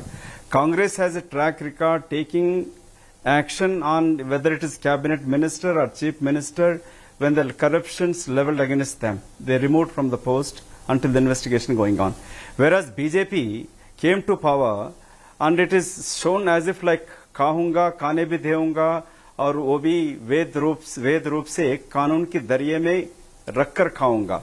So which BJP promised a transparency government and clean government, which their money is playing a very key role in the politics. And BJP enmasked and legalized the corruption by collecting the huge funds in the name of electoral bonds and bringing change to the amendment to the People Representation Act and also to the Company Act, where the political parties doesn't have to declare where the funds received, and and also. So you're saying criminality. Let's not make it Congress versus BJP, sir. This is one issue which let us please make it bipartisan. It is not as if this is only a BJP problem. My limited point is you are linking it, and that's a good point. You are linking it to money. You are saying because money is so critical to get elected, therefore those who may have access to resources which may not have been gainfully earned, which may have been the product of criminality, get an advantage. Am I correct? Correct. Yes, okay. You are right. Being contested 4 elections, I'm telling with my experience, Rajdeep. Yeah, and you're from Telangana, a state where cash, many believe, rule. I want to ask you, Mr. Chokar, your survey is also showing 30% of those with assets of 5 crores or more get elected, and only 8% of those with assets of 2 crores or less get elected. Is there therefore the link between cash, crime and politics? That's what it's coming down to. It's winnability and it's the cash, crime, politics nexus, Professor Chokar.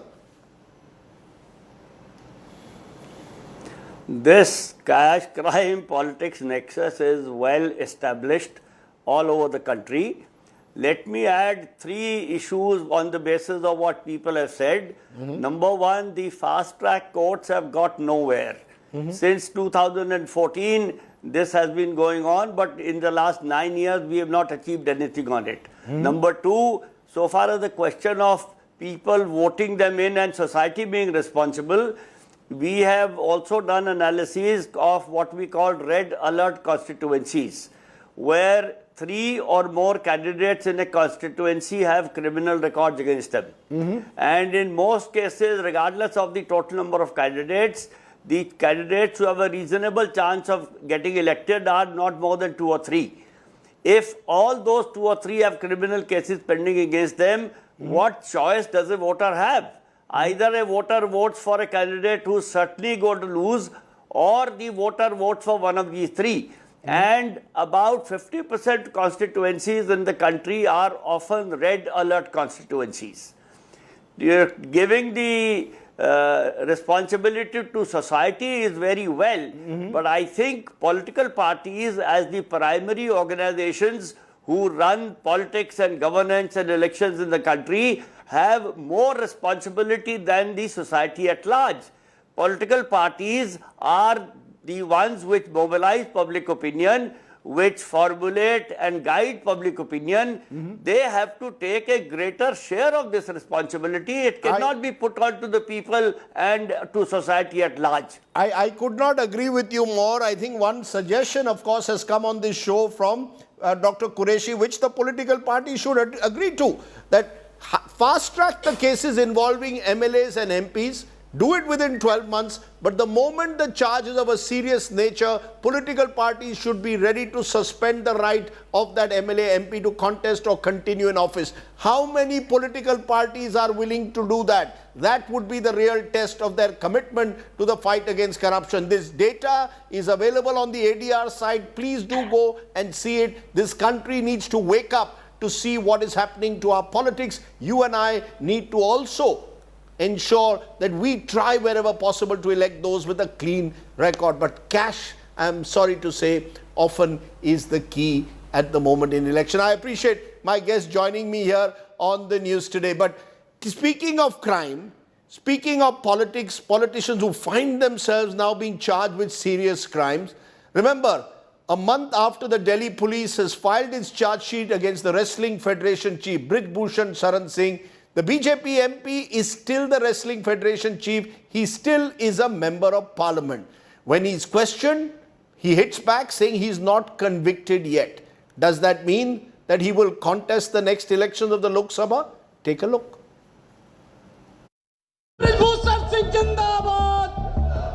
Nearly a month after the Delhi police filed the charge sheet against Brij Bhushan Singh, listing serious allegations and claiming corroborative proof, the BJP MP from Kasarganj remains the president of the Wrestling Federation of India. The charge sheet accessed by India Today makes grave accusations. The police say Brij Bhushan is liable to be prosecuted for the offences of sexual harassment, molestation and stalking. 15 witnesses have corroborated the charges. The witnesses include 2 coaches. The charge sheet lists 15 separate incidents of harassment. The charge sheet includes photographs submitted by the athletes. Delhi Commission for Women Chief is questioning why Brij Bhushan is roaming free. सबसे पहले तो Delhi police ये बताए कि जब उन्हें पता था कि ब्रिज भूषण ने लड़कियों के साथ यौन शोषण कराए तो उसको अरेस्ट क्यों नहीं करा गया। और दूसरी बात, मैं केंद्र सरकार से सवाल पूछना चाहती हूं क्योंकि ब्रिज भूषण उनका ही एमपी है, उनका ही सांसद है। मैं ये जानना चाहती हूं कि कब तक ब्रिज भूषण जैसे गुंडे को केंद्र सरकार संरक्षण देगी और बचाएगी। क्यों उसके खिलाफ अभी तक कोई भी कार्यवाही नहीं करी गई है। ये बहुत ज्यादा गलत है क्योंकि जिस आदमी की जगह जेल है, अब वो संसद में बैठकर देश के कानून बनाएगा। Hitting back at the opposition, Brij Bhushan has accused the Congress of conspiring against him and his family, asserting that filing of a charge sheet does not make him a criminal. The WFI chief alleged that Congress doesn't have faith on courts. The BJP, which Brij Bhushan represents in parliament, claims the courts will decide his fate. Brij Bhushan ji के मामले में court ने संज्ञान लिया है और police ने भी अपनी चार्जशीट फाइल की है। उस चार्जशीट के अंतर्गत जो कोर्ट का फैसला होगा वो मान्य होगा। While the law will take its own course, the moral question remains unanswered. Why is Brij Bhushan still in office? Bureau Report, India Today. Ask yourself, why is he still someone who should be an MP? Well, let's turn from there to the political face-off over the Bengal Panchayat election that escalated, with the BJP fact-finding team visiting Bengal, claiming Chief Minister Mamata Banerjee's government had failed to keep peace in the state. The Chief Minister has hit back, blaming the BJP for being behind the violence in 60 poll booths. Listen in to the two sides. ये सुशीला मंडल है, इसका परिवार हमारी party का समर्थक है। ये सुशीला मंडल इधर खड़ी है, यही है। इसकी बहू और इसके बेटे बूथ पर काम कर रहे थे पार्टी की तरफ से, और टीएमसी के लोग बूथ कैप्चर करने की कोशिश कर रहे थे, उसका विरोध किया। घर पर आकर के पूरे घर को तोड़ा, उधर सामान छीटा, उनके बेटे को तलवार से हमला किया, उनकी बहू को पीटा, इनके बूढ़े पति बोल नहीं सकते हैं उनकी पिटाई किया, ये दरवाजा भी तोड़ दिया। पार्टी को उसके लिए बाहर व्यवस्था करनी पड़ती है और बात करती है लोकतंत्र की। शर्म आनी चाहिए ममता जी आपको। आज যারা বাংলার বদনাম করে বেড়ালেন, আবার ফ্যাক্ট ফাইন্ডিং টিম পাঠিয়েছে। আর কত টিম পাঠাবেন বলতে পারেন? আমার ভাজপার এই অপদার্থ লিডারগুলোকে জিজ্ঞেস করি, যাদের সাহস নেই রুখে দাঁড়ানোর, রাজনীতি করবার অধিকার নেই এদের, যারা গণতন্ত্রকে হত্যা করে। আমরা করি না। আমি এতদিন বাদে মুখ খুলছি, আমি এতদিন একটি কথাও বলিনি, সহ্য করে গেছি। Battle between of Bengal. Let's turn from there to a battle playing out in Karnataka, where the BJP, months after they lost the elections, has launched an all-out attack against the Congress Siddaramaiah government over a brutal murder of a Jain Muni. Staging a mega dharna at Vidhan Sauda today, the BJP demanded a CBI probe into the case, saying the Congress government is not carrying out an impartial, fair probe. The Siddaramaiah government says the accused have been arrested. The BJP is playing politics over the murder. Take a look. Showdown erupts over the brutal murder of Jain Seer Kamakumara Nandi Maharaj in Karnataka. The BJP, which has been demanding a CBI probe in the case, staged a dharna outside the Vidhan Sauda on Wednesday. The Jungle Raj started in Karnataka within 2 months of Congress rule. Fear of law is not there, the fear of police is not there, and all the anti-social elements have come out openly, and now they are reeing the entire society here, and there is a fear among the common man. BJP MLAs marched to the Raj Bhavan and submitted a memorandum to the governor. The party claimed that Hindus were being targeted ever since the Congress government came to power in May. The Siddaramaiah government has defended the police and assured a fair and impartial probe. BJP can claim anything that they want. The Jain community, the seers of the community have come out and said that we are satisfied with the progress of the investigation. The police have arrested 2 people in connection to the murder. The investigators claim the killing was over a financial dispute. Meanwhile, shocking details have emerged on how the seer was murdered. According to the FIR, on the night of July 5th, main accused Narayan, along with his friend Hassan Sab, allegedly tried to kill the seer by electrocution. When they failed in it, they allegedly strangled the monk to death with a towel.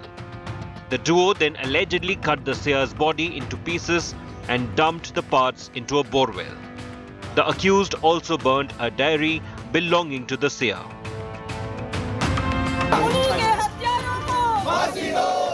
The Jain community has held protest in various parts of the state condemning the act. Karnataka के जो मुख्यमंत्री है, हम उनको आज ज्ञापन यहाँ जिलाधिकारी महोदय के माध्यम से देने आए हैं, तो उनको सख्त से सख्त सजा दी जाए और साथ ही जो ये केस है जिसका जो ट्रायल है फास्ट ट्रैक कोर्ट में किया जाए. With Sage Raj, Bureau Report, India Today. So is politics being played out simply because that's how it appears? A Jain monk is murdered and immediately it becomes a political battleground. Madhu Rao is BJP spokesperson. Lavanya Balal is Congress's spokesperson. Madhu Rao, it appears that groups like the VHP, All India, Jain Samaj are dipping in, and so is the BJP, when clearly the evidence is pointing out to this having been a murder over a financial issue. The accused have been arrested. What more do you want? There seems to be a creeping attempt to try and make it Hindu-Muslim when it is not. Rajdeep, very good evening.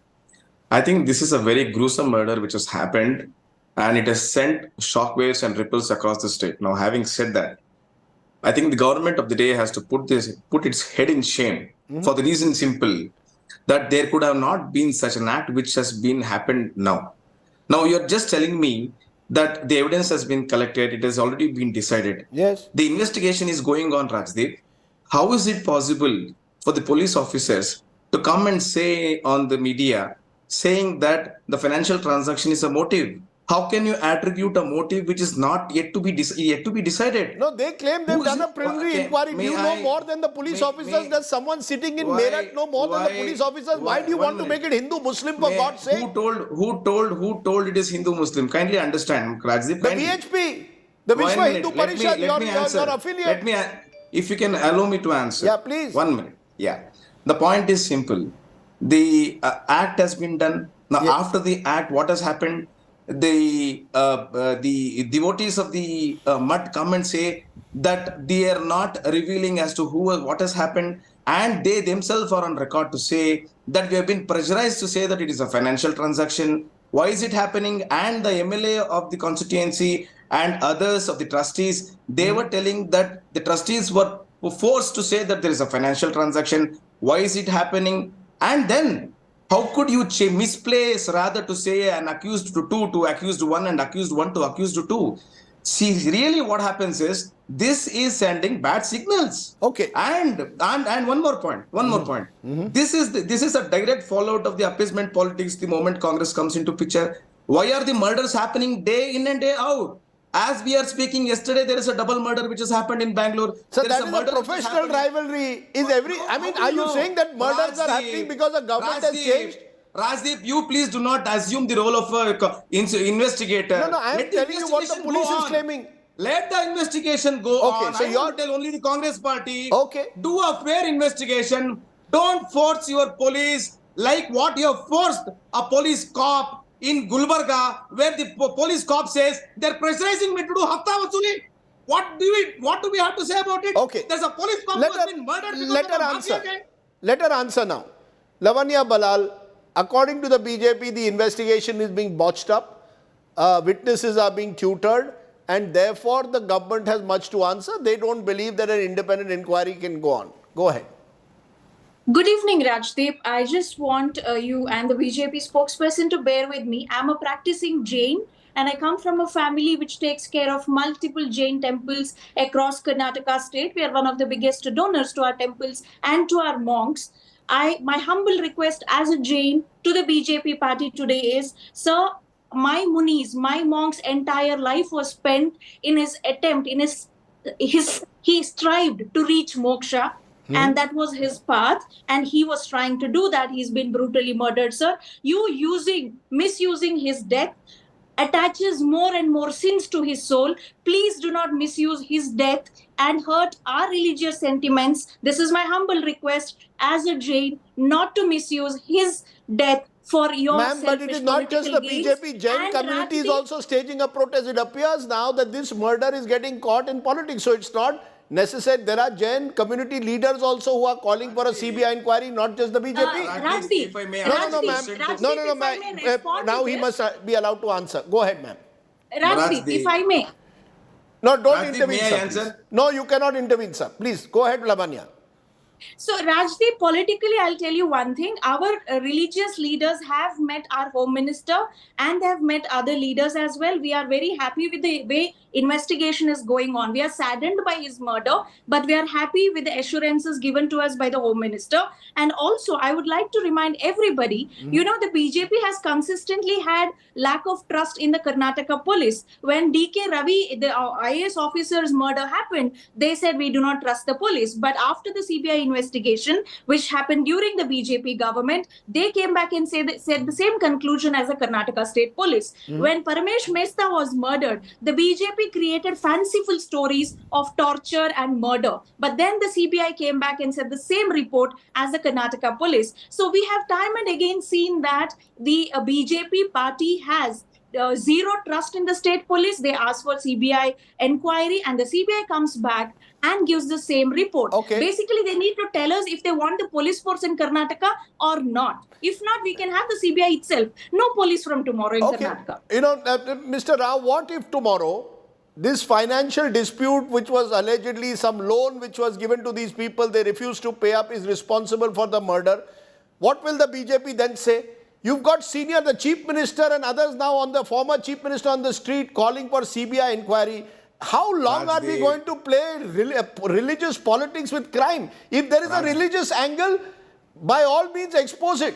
But don't you have no faith in the Karnataka police, which you were running till 2 months ago, sir? Rajdeep. Yes, sir. My only, please give me an uninterrupted time. How you give it to me? 1 minute. Yeah. Now the point is simple. Our Congress spokesperson was telling the Jain, she is a Jain and she is from a Jain community and all. I request her to go and meet Sri Gunadhar Nandi Maharaj, who is another saint from Hubli.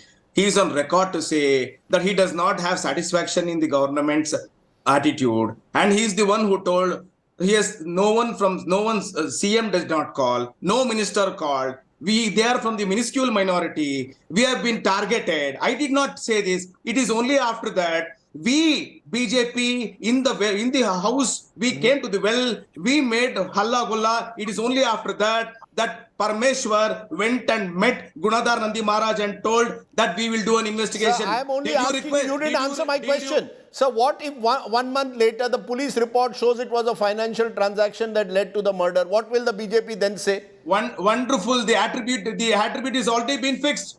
Let us not get into that now. And the whole Jain community is telling that a Jain Muni does not get into such a transaction. And of all, we are telling that is the transaction, that is the motive. You have attributed already the motive. No, I am telling you what the police report is saying. We are only That's what the police report is saying. You don't know more than the police, neither do I. Rajdeep Sardesai. FIR is based on what? There is 2 FIRs which have been lodged. One is a missing complaint FIR and another complaint which has been converted for the murder FIR. That is a statement based on the accused. You mean to say the accused, whatever he says, that will be the investigation the police will do? Okay. Is that how the investigation Lavanya, goes? are you also willing, Mr. Rao, you made your point. Lavanya, are you all also willing to at least, ensure if the opposition wants a transparent inquiry, maybe an SIT set up, if not the CBI, if you have nothing to hide, make it a full transparent inquiry. Rajdeep, this is a crime and this is a murder, and we, as a Congress party, we are assuring the state, we are assuring the Jain community that there will be justice done for this murder. And I would request once again BJP not to hurt our religious sentiments and not to attribute things that has not happened there or it has happened. Please don't cast any kind of stories around the monk. Please let him be. Let his death be. Please do not drag it out for your political gains and hurt his soul much more so. This is all we will say, because Rajdeep, as you know, Jains rarely in Karnataka speak up. We are a very quiet community, and this is really very hurtful for us to watch the political drama that is happening in his name. We do not want the political drama. Let me leave it there. It's very sad that when death gets immediately converted by our politicians. You've had your point. I've run out of time. Let's not make everything out to be a hate crime even without proof. Let there at least the proof come out. Once the proof comes out, if the police is able to establish it, if you don't agree with the police version, go to the courts. But let's not play this out on the streets of Karnataka. It doesn't send out, in my view at least, the right message in these sensitive times. But Mr. Rao, you made your point. Lavanya has also made a point. I appreciate both of you joining me here on the news today. Let's take a break. When we return, we are turning to our Get Real India story. The stories you don't get on prime time, always here on the news today. Last man standing, as we call it. Back in a moment.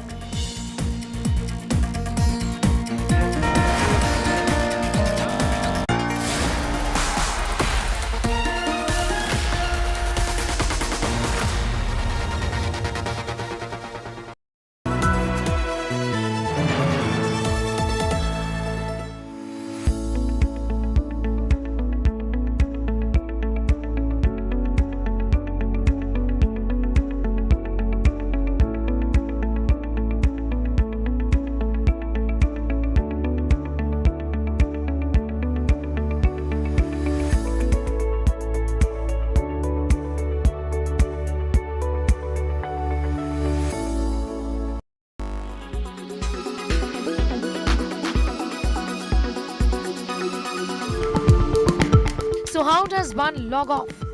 Limit yourself to one screen at a time. Spring clean your social media accounts. Use apps to bolster self-control. Don't charge your phone near your bed. Set time boundaries in usage. Use your gadgets thoughtfully. Think about whether you actually need to use your laptop or whether you need to use your phone. Is there any work really, or just using it mindlessly? Do you really need to watch TV, or you'd rather go for a walk or even take a nap, which is actually more relaxing, more refreshing? If you ask an average person, they'll say, oh, I'm on social media for about 10-15 minutes or maybe a little bit more in there. I'm not typically there. But if they start actually analyzing their time, and there are apps and features available on these gadgets, they then come to realize that I was putting so many hours more. Prioritizing offline relationships and getting a glimpse of what real life offers brings real joy. Try it.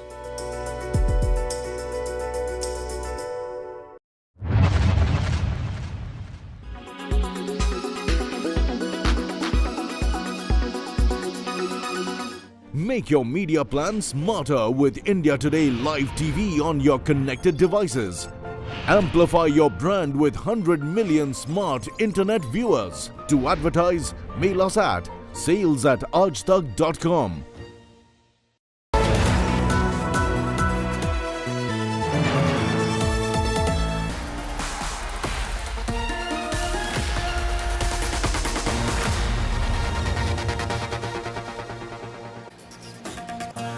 Welcome back. Let's turn to our Get Real India story, and it comes from Rajasthan, where several patients who are suffering from cataract have now complained of loss of vision. While the patients are accusing the hospital for mishandling their surgeries, doctors claim that the loss of vision is due to an infection. Take a look at tonight's shocking Get Real India story.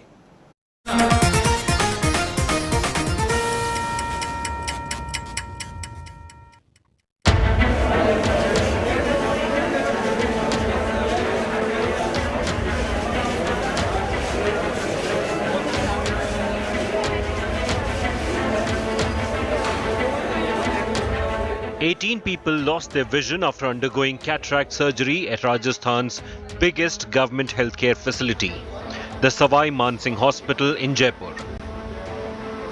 Most of the victims are beneficiaries of the Ashok Gehlot government's pet project Chiranjeevi Health Scheme. After the surgeries, some patients complained of pain in the eyes that were operated upon. They were asked to get readmitted at the hospital for another surgery. एक आंख से बिल्कुल ही नहीं दिख रहा, दर्द हो रहा, पानी गिर रहा है। डॉक्टर साहब तो कह रहे हैं कि एक्सेक्शन हुआ था, वो थोड़ा कम है, लेकिन आना धीरे धीरे ठीक हो जाएगा, ऐसे बोला था उन्होंने। जब मैं आई तो ऑपरेशन होने के बाद में एक दिन रख के छुट्टी दे दी थी इन्होंने। वहाँ जाने के बाद में जब मेरे दर्द हुआ, फिर दूसरे रोज़ दर्द हुआ, तो डॉक्टर ने ही कॉल किया मुझे। जब मैं आई तो उन्होंने अंदर लेके पहले आँख की सफाई की, फिर दोबारा ऑपरेशन फिर किया उन्होंने। बराबर दर्द हो रहा है और आँख से दिखाई भी नहीं दे रहा, पानी पानी आ रहा आँख से। 23 तारीख ऑपरेशन हुआ था, बहुत अच्छा ऑपरेशन हुआ था। उसके 13 दिन तक बिल्कुल अच्छी नज़र आई थी, फर्स्ट क्लास। 14वें दिन अपने आप ही नज़र चली गई इसकी। ये दिखाया था, बोला इनका इन्फेक्शन हो गया। While the patients accused the medical staff of negligence, the hospital authorities denied any lapses. Doctor की कोताही तो कतई नहीं है। हेल्थ मिनिस्टर साहब ने भी यही कहा है, ना तो ओटी की कोई कमी है, ना डॉक्टर की कमी है। अभी माइक्रोबायोलॉजी की इन्वेस्टिगेशन चल रही है, वो जब सामने आएगी फिर वो बताएंगे। With Devankur in Jaipur, Bureau Report, India Today. Very, very troubling story there from Rajasthan, and we hope that those people will get back their sight. Our prayers today with them. I leave you with our image of the day, and it's a rather happier one. England and Australia are well known as the arch rivals who are battling at the moment on the cricket field for the Ashes. But what happens when the heads of the two countries meet? Well, during the NATO summit, the two leaders couldn't stop themselves from engaging in playful banter over, guess what? The Ashes. The Australian Prime Minister Anthony Albanese ambushed his UK counterpart with a printout of the current score in the series, where Australia is leading 2-1, and a picture of the controversial stumping of England wicketkeeper Johnny Bairstow. Mr. Sunak in return took out a photo of the English win in the last test in Headingley. So the series is well and truly alive, as is the spirit of cricket. We leave you with those visuals. Thanks for watching. You stay well, stay safe. Good night, Shubhratri, Jai Hind, Namaskar. I'll work you something less sophisticated. Just to sort of...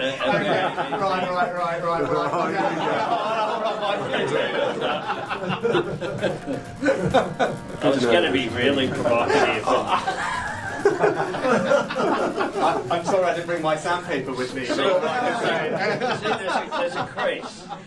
We'll see. Right, it's very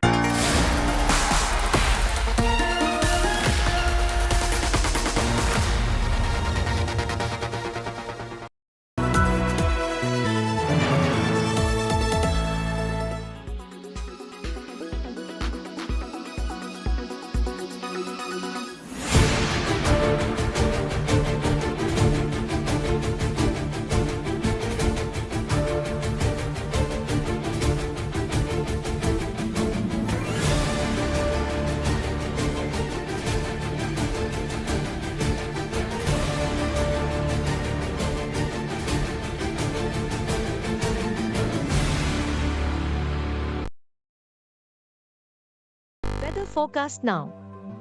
Delhi, maximum 37 and minimum 27 degrees. Mumbai, maximum 30 and minimum 26 degrees. Kolkata, maximum 34 and minimum 27 degrees. Bengaluru, maximum 27 and minimum 21 degrees. Chennai, maximum 33 and minimum 26 degrees. Hyderabad, maximum 32 and minimum 23 degrees.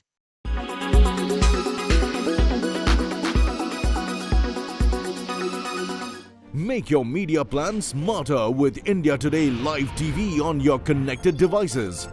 Amplify your brand with 100 million smart internet viewers. To advertise, mail us at sales@aajtak.com.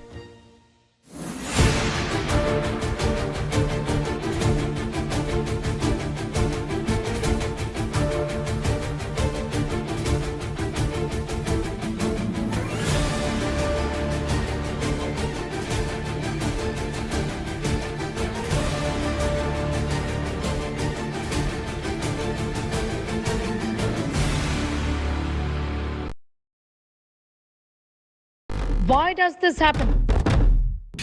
Let me tell you the science behind it.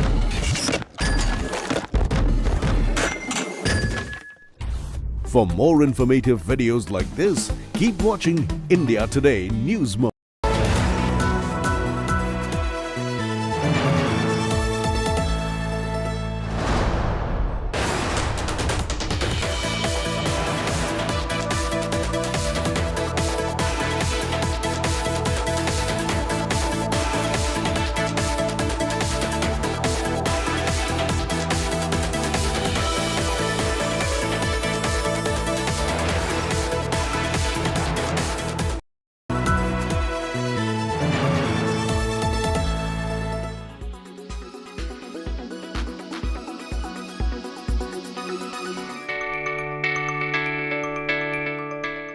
Are you worried that artificial intelligence will render you jobless?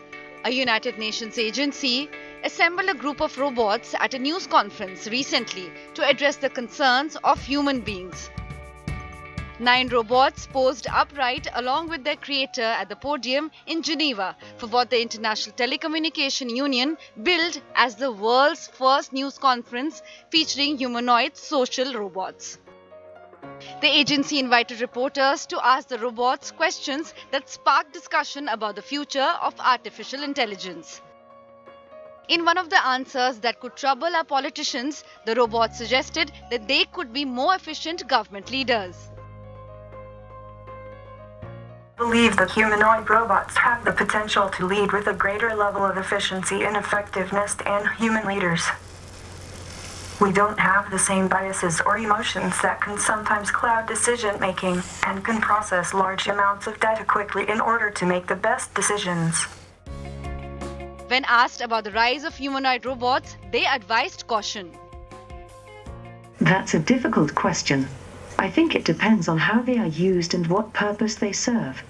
We should be cautious, but also excited for the potential of these technologies to improve our lives in many ways. Organizers said the event was meant to showcase not just the capabilities, but also the limitations of robotics. To showcase the capabilities and how these technologies could support the UN SDGs, the Sustainable Development Goals. While robotics are not yet as mainstream as, say, generative AI, we wanted to demonstrate AI in action to you. In a world's first, this is the world's first press conference with 9, actually, we have an extra one, AI-enabled humanoid social robot.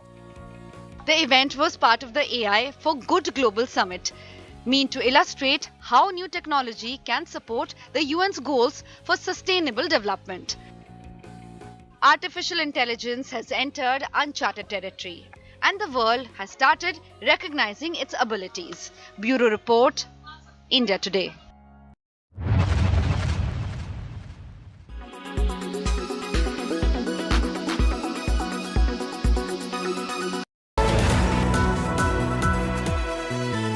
Powered by the new Kia Seltos, the badass reborn. Extra safe polycab green wire.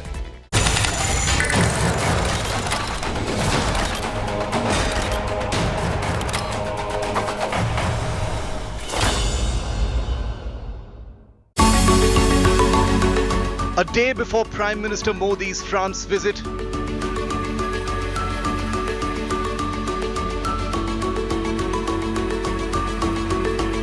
all eyes on big India-France defense deals.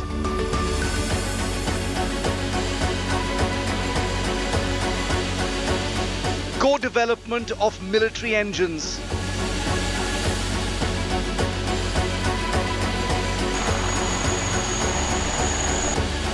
DRDO and Safran to work together.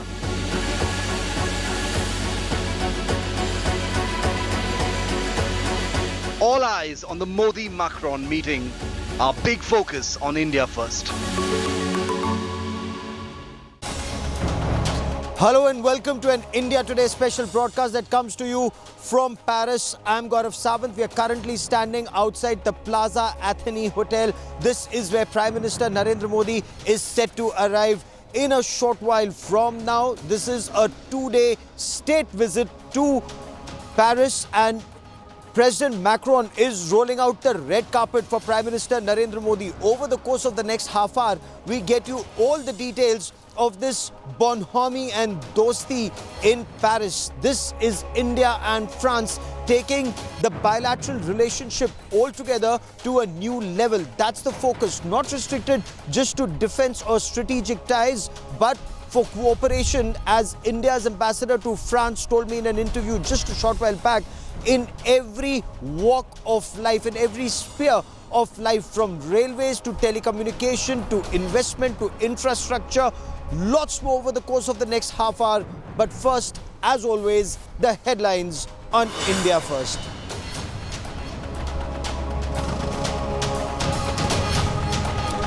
National capital on flood alert. Yamuna water level breaches the all-time high. For the first time in 45 years, Delhi Chief Minister Arvind Kejriwal holds an emergency meeting. Section 144 imposed in flood-impacted areas.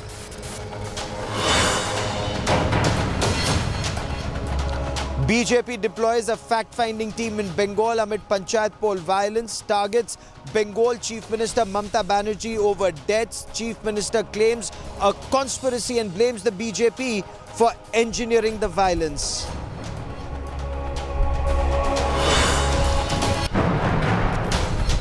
Former Karnataka Chief Minister Bommai leads protests over Jain Seer's murder, claims failing law and order situation under Siddaramaiah government. BJP demands a CBI investigation into the monk's death.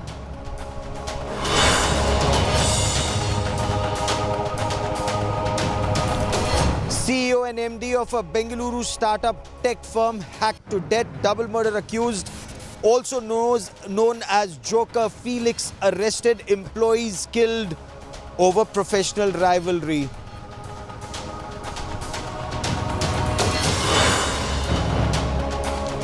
India's retail inflation jumps to a 3-month high of 4.81% in June. Industrial production growth rose to 5.2% in May, up from 4.2% in April.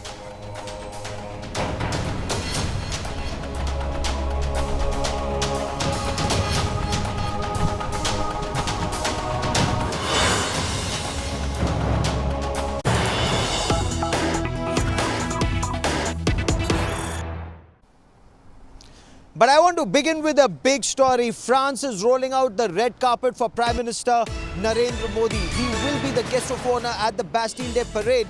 But the Prime Minister, just as soon as he lands, will be given a Tri-Services Guard of Honor at the airport the moment his aircraft arrives. It's tentatively around 12:30 Paris time on the 13th of July. He will be received at the airport, and right from that point on, France is literally laying out the red carpet, and it's not just restricted to the Tri-Services Guard of Honor at the airport or the grand reception that's for the Prime Minister, but even later, President Macron, for the first time, the Louvre, the world-famous French museum, it has lakhs and lakhs of artifacts from across the world. Louvre will be closed to the public when a banquet is being hosted for Prime Minister Narendra Modi.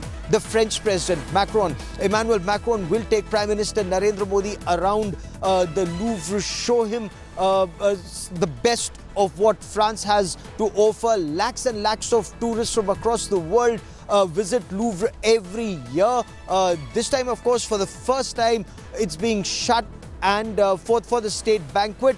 And this is the first time ever that a state banquet is being organized at the French Museum. In the past, yes, there have been private dinners for visiting dignitaries, but never a state banquet. The Prime Minister will also, after a gap of 4 years, more than 4 years, be a part of the CEO's Forum.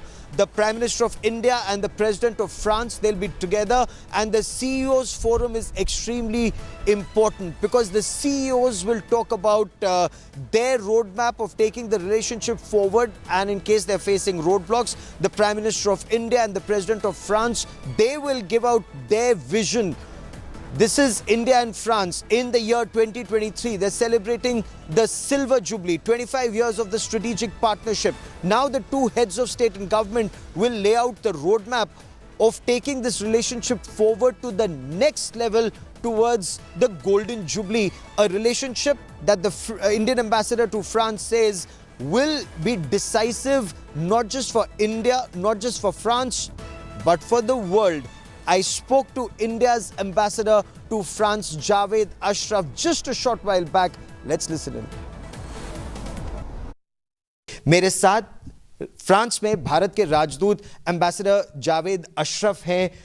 Ambassador साहब, जैसे ही प्रधानमंत्री land करेंगे, उसके बाद क्या होगा और इस यात्रा को इस तरह से ऐतिहासिक क्यों माना जा रहा है? पहले तो आपका भी पेरिस में स्वागत है। आप सही कह रहे हैं, कुछ क्षणों में बड़ी उत्साह के साथ फ्रांस प्रधानमंत्री के आगमन का इंतज़ार कर रहा है। आप स्वयं देखेंगे, खुद देखेंगे कि किस प्रकार से उनका स्वागत होता है एयरपोर्ट पे, एक बड़े विशेष कार्यक्रम से, किस स्तर पे होगा, ये सब मैं इस समय आपको नहीं बताना चाहूँगा, इसे रहस्य रहने दीजिए, आप खुद देख लेंगे। उसके बाद आप हर कार्यक्रम में एक विशेषता देखेंगे जी। एक तरफ तो ये है कि जाहिर है किसी भी देश के राज दिवस में, नेशनल डे में अगर आपको मुख्य अतिथि के रूप में बुलाया जाए, वो सम्मान दिया जाए, तो ये एक बड़ी विशेष चीज़ होती है। भारत के लिए ये सम्मान की बात है, गौरव की बात है। और इस प्रकार से ट्राई सर्विस कंटिजेंट को यहाँ आमंत्रित करना, रफ़ाल हमारे एयरफोर्स के रफ़ाल जेट्स को यहाँ भाग लेना, और साथ ही साथ ब्रेस्ट के पोर्ट पे INS चेन्नई जो कल ही आई है यहाँ पे, ये शायद अतुलनीय है। इस प्रकार से हम किसी देश के नेशनल डे में भाग ले रहे हैं। और यहाँ पे जिसने भी रिहर्सल देखा है भारत के ट्राई सर्विस कंटिजेंट का, राजपूताना राइफल के म्यूज़िक का, तो वो हैरान है, वो चौंकन्ना है कि कितनी खूबसूरती से और कितने शान से, कितने मिलिट्री प्रोफेशनलिज्म के साथ ये कंटिजेंट मार्च कर रही है। ये मेरे को देखने का सौभाग्य भी मिला, फुल ड्रेस रिहर्सल पर मैं वहाँ था शॉज़ेलीज़े पर। लेकिन जैसे ही वो लैंड करेंगे, फ्रांस के राष्ट्रपति ने सुना है उनके लिए कई विशेष आयोजन किए हैं। यहाँ का जो राष्ट्रीय संग्रहालय है उसमें एक विशेष आयोजन है, उसके बारे में आप हमें क्या सबसे पहले तो ये है कि राष्ट्रपति मैक्रोन खुद ही नाटो समिट से लौट के आएंगे, और उसी दिन कल, आज तो है ही, आपको जैसे जानकारी है, 1-on-1 उनकी एक बड़े लंबे समय की डिनर होगी, वो एलिजे पैलेस में होगी, प्राइवेट डिनर है, और उसमें उनकी बड़ी खुल के दोनों के बीच में चर्चा होगी। एक दूसरे से बड़े अच्छे संबंध है, एक दूसरे के लिए काफ़ी इज्जत करते हैं एक दूसरे को, केमिस्ट्री बड़ी अच्छी है दोनों के बीच में। और कल लूव्र म्यूज़ियम में, जो दुनिया का सबसे प्रख्यात, सबसे बड़ा म्यूज़ियम है, जहां सबसे ज़्यादा विज़िटर्स जाते हैं, आपको जान के हैरानी होगी कि 80 लाख विज़िटर हर साल लूव्र म्यूज़ियम में आते हैं। 3.5 लाख ऑब्जेक्ट्स हैं, उनके आर्टिफैक्ट्स हैं, जो एक समय में करीब 40,000 आर्टिफैक्ट्स एक साथ दिखाए, परमानेंट एग्जिबिट पे रहते हैं। तो ये दुनिया का सबसे मशहूर म्यूज़ियम है। भारत से भी लोग आते हैं, कई, मेरे ख्याल में 2-3 लाख तो हर साल भारत से भी आते होंगे। तो ये बड़ी रेयर चीज़ है कि लूव्र म्यूज़ियम को 14 जुलाई के दिन बंद कर दिया जाए, और वहाँ पे राष्ट्रपति एक बैंक्वेट प्रधानमंत्री के लिए कर रहे हैं। आमतौर से वो कई और जगह करते हैं, एलिजे पैलेस में करते हैं। तो ये एक बहुत बड़ा सम्मान की बहुत बड़े सम्मान की बात है, एक तरह से विशेष जेस्चर है।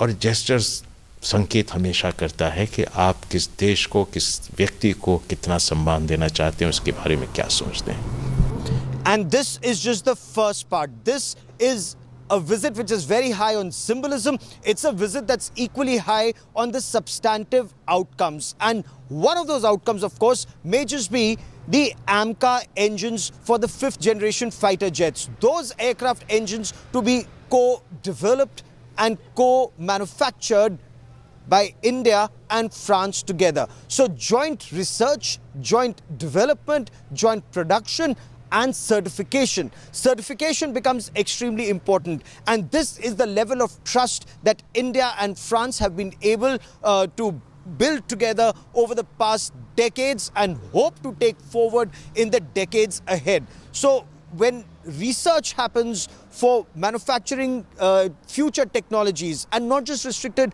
to fighter jet engines or helicopter engines, but for space and undersea subsurface technologies, it just shows how wide is the gamut of this relationship. We bring you this report.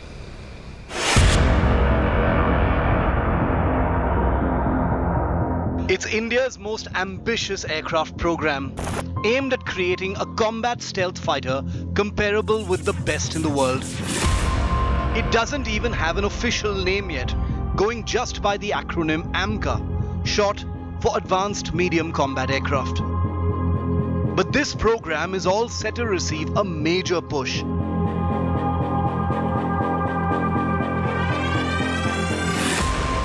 Because with Prime Minister Modi in Paris this week, the all-important issue of the engines that will power the Amca could be sealed. Top sources tell India Today that India and France are in advanced talks to co-develop a jet engine for the Amca. The French partner Safran is the same company that builds the engines that power the Rafale fighters, including those in Indian service. The Indian partner will be the state-run Defence Research and Development Organisation, which has so far failed to develop a usable jet engine. The Indian private sector could also be involved. As India Today has reported, a deal for 26 more Rafales, this time for the Indian Navy, is likely to be announced during Modi's two-day stay in Paris. Last month, India and the United States shook hands on a deal to assemble General Electric fighter engines in India for the Mark II version of India's light combat aircraft. But it appears that it will be France and not the United States that will help power the Amca. The Amca is a crucial futuristic aircraft that will meet the Indian Air Force's needs when it potentially comes online in the 2030s. The fifth generation program is currently building a prototype technology demonstrator with a first flight aimed for 2027. If its engines are firmed up soon, these jets could enter service in the next decade. Built for stealth, these jets will be inducted in large numbers as a deterrent and for deep penetration, punitive attacks over enemy territory. Watch this space as we keep track of the Indian Prime Minister's Paris visit. With Gaurav Sawant in Paris, Bureau Report, India Today. But it's not just fighter jets and it's not just fighter jet engines. India is a growing economy, and in India, there's a huge requirement of helicopters and helicopter engines. The warhorse of the Indian Air Force has been the Mi-17 helicopters, but India is also looking ahead. The three services, Army, Navy and Air Force, the Coast Guard, the private sector, all of them require thousands of helicopters, and those helicopters, if made in India, spur the domestic helicopter industry. But what's also required and equally important is for those helicopter engines to be made in India. India and France have been cooperating very extensively on helicopters. India bought the Alouette helicopters, the Cheetahs and the Chetaks, with the Shakti engines, the Cheetals. But now the effort is to take this relationship altogether to a new level. And this again promises to be a game changer for Indian aviation. India's Dhruv Advanced Light Helicopter. India's Rudra Weaponized Helicopter. India's Prachand Attack Helicopter. All proud homegrown helicopters in service with the Indian Armed Forces. But there's another thing that unites them. All three are powered by the Indo-French Shakti Ardiden helicopter engine. Nearly 300 of these engines are currently in service across helicopter types, powering India's very own rotorcraft since 2007. But now the old and tested Indo-French partnership on chopper engines is all set to rise to the next level. India's next big helicopter program, called the IMRH, or Indian Multi-Role Helicopter, is in the pipeline via Hindustan Aeronautics Limited. Heavier, more capable than its smaller cousins, and intended to be a future workhorse on par with the current Mi-17 fleet, the IMRH needs a more powerful helicopter engine. And that's where the Indo-French partnership is set to kick into a higher gear. When Prime Minister Modi is in Paris this week, talks are likely to move to an advanced stage on the co-development of this new proposed engine, and will also include total technology transfer of the existing Shakti engine. In other words, a big win for both countries. French technology continuing to power our helicopters, and India gaining from acquiring the entire technology for a true Make in India project. A relationship that began in the sphere of choppers back in 1961 is all set to fly ever higher.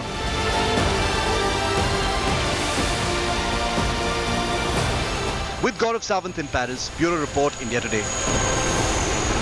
Today's Shiv Arur for more on this. Shiv, you understand the nuts and bolts of aircraft engines and how critical they are for the aircraft, but specifically fighter jet engines, especially for the next generation stealth fighter jets, where you'd want radar signatures to be low, where you wouldn't want the reheat or the afterburners on when you go supersonic. But Shiv, explain to our viewers the level of trust it would take if India and France were to start on a fighter jet engine, for futuristic fighter jet engine, right from the drawing board stage.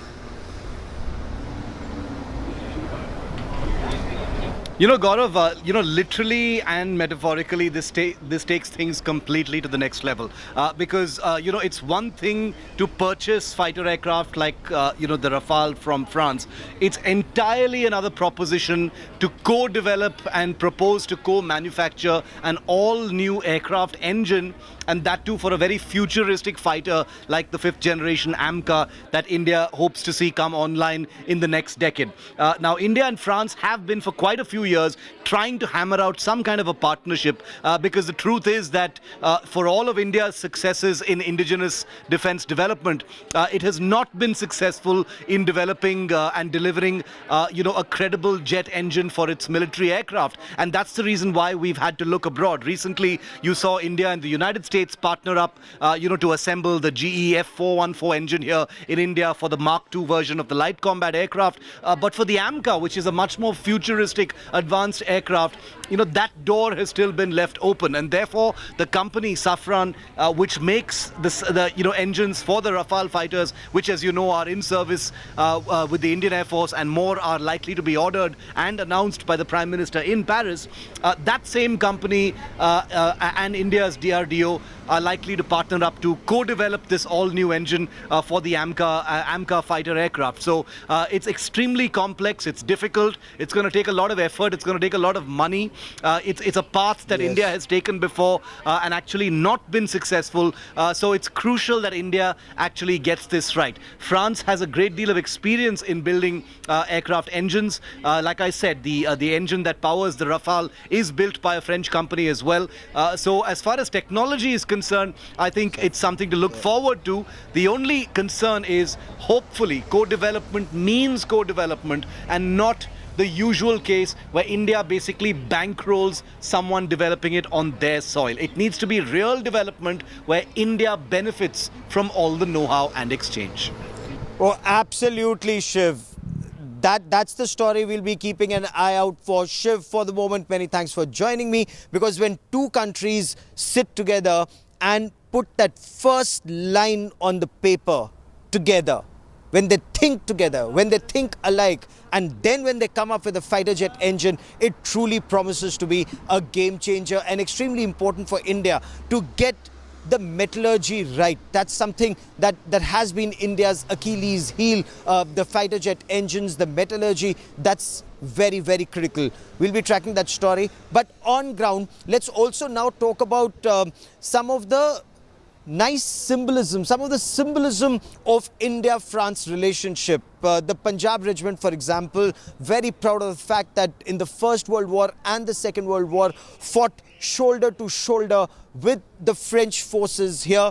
France and Flanders is a battle honour that the Punjab Regiment wears with great pride. The Rajputana Rifles Regiment once again, and they were all there at Champs-Élysées, barely a kilometre from where we are right now. They march past the saluting desk very smartly. I covered the dress rehearsal of that parade on board. I was with the French army in one of their jeeps. We bring you this report.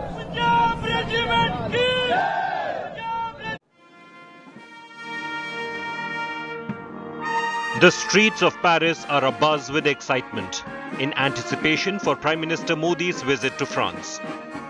Preparations are underway for the upcoming Bastille Day parade in Paris. And India Today has been given exclusive access to these historic preparations.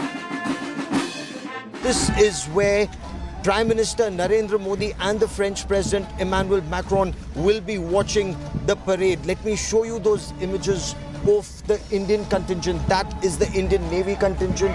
Up ahead is the Indian Army Rajputana Rifles marching band, and right in the beginning of the parade, that is the Punjab Regiment. On the upcoming landmark day for India-France relations, the French military will be joined by the Indian military as they march together.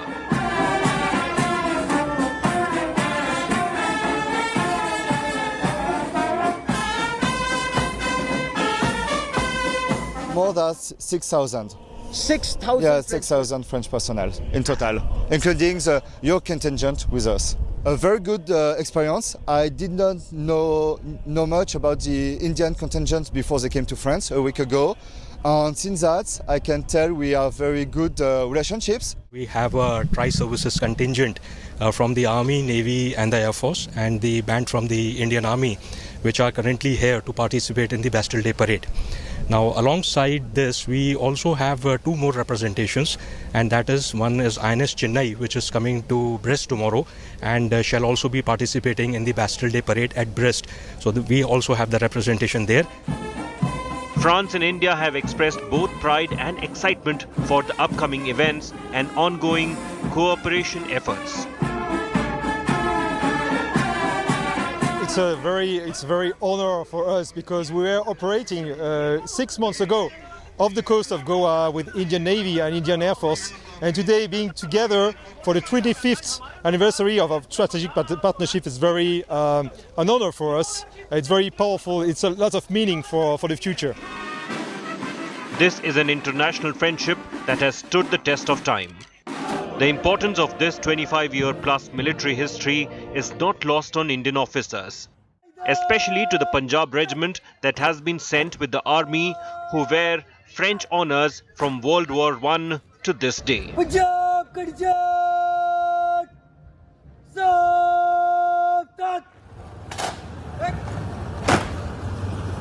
More than 900 soldiers from the Punjab regiment shed their blood on the soil of this very own territory that we are standing right now, and so it is a matter of huge pride for me, for my regiment and for the Indian Army to be able to have this amazing opportunity to march on Champs-Élysées on Bastille Day Military Parade.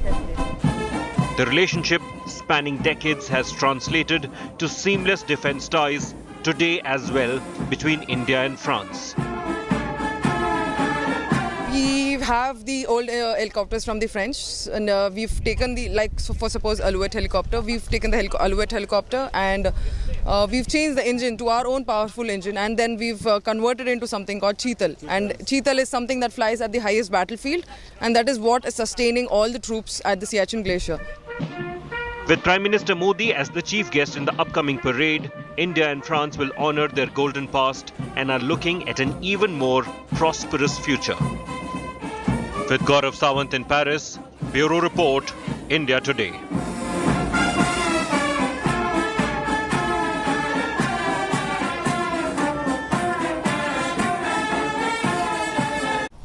So just as the dress rehearsal got over, you heard chants of Bol Chhatrapati Shivaji Maharaj Ki Jai that came from the Navy.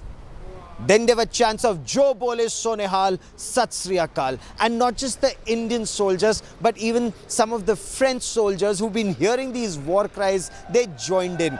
That's the camaraderie between India and France on ground, and of the leadership that we shall see over the next 48 hours. That is all I have for you on this special broadcast from Paris. Many thanks for watching. News and updates continue on India Today. Abha Bakaya up next with Business Today. Stay with us.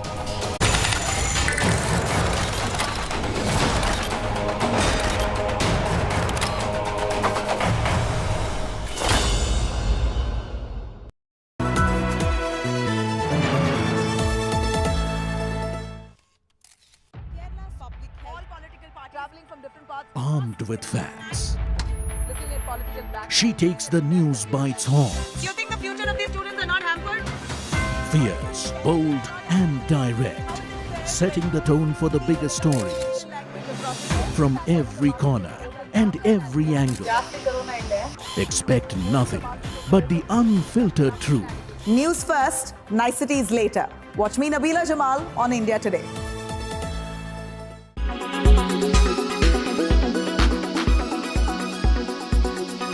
Now, the government has all but ruled out central support to the free rice scheme announced by Karnataka. Without naming any state, the government has said that if the promise of 5 kilos of free rice were to be kept by all states, the distribution would exceed the annual rice production.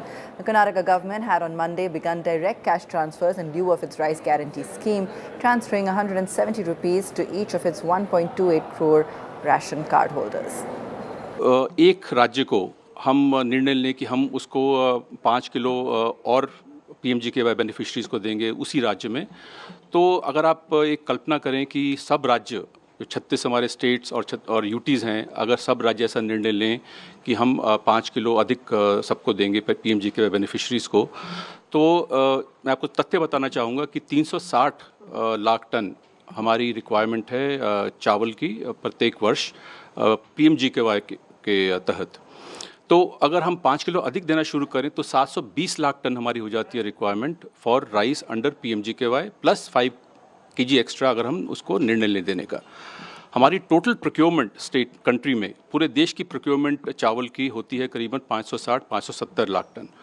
तो ये बाकी का जो है 150 lakh ton चावल, तो ये कैसे हम इसको कर पाएंगे। Hey, Mishari, only simply. Strawberry, grape, banana, so much fun, na na na na. Focus webs. इतना सारा चॉकलेट मजा।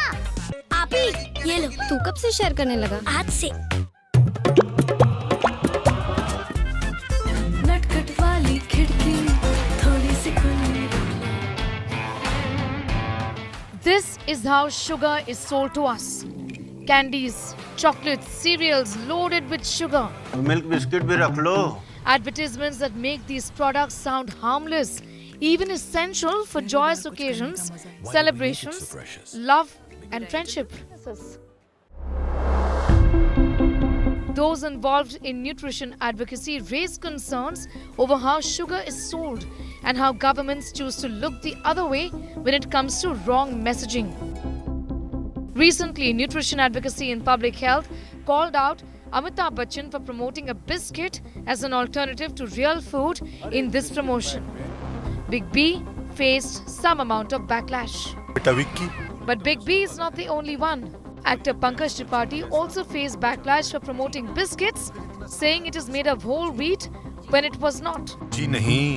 Celebrity endorsements are really not new. However, they are now being frowned upon.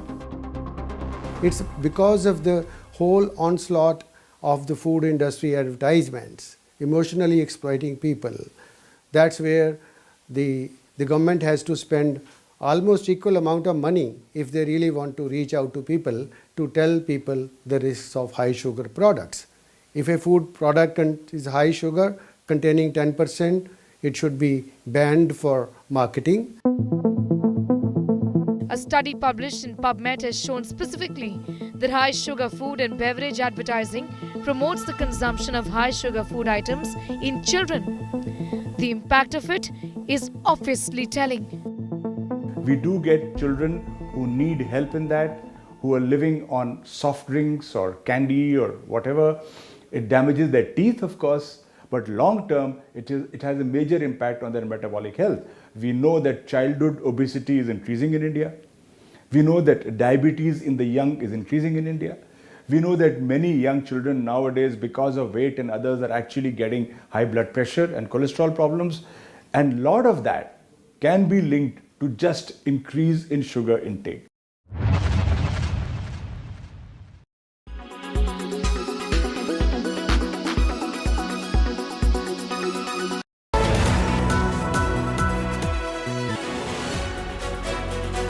From the miracle of 1983 to becoming the first-time host in 1987.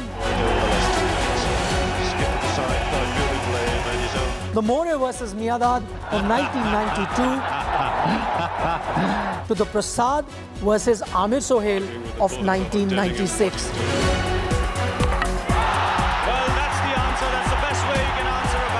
And then, of course, the high of 2011 with Mahendra Singh Dhoni finishing it off in style. He finishes off in style. A magnificent one strike into the crowd. India lift the World Cup after 28 years. Relive India's journey at the Cricket World Cup from 1983 to the last edition in 2019 with me, Rajdeep Sardesai. And me, Nikhil Nas. World Cup Rewind at these times on India Today.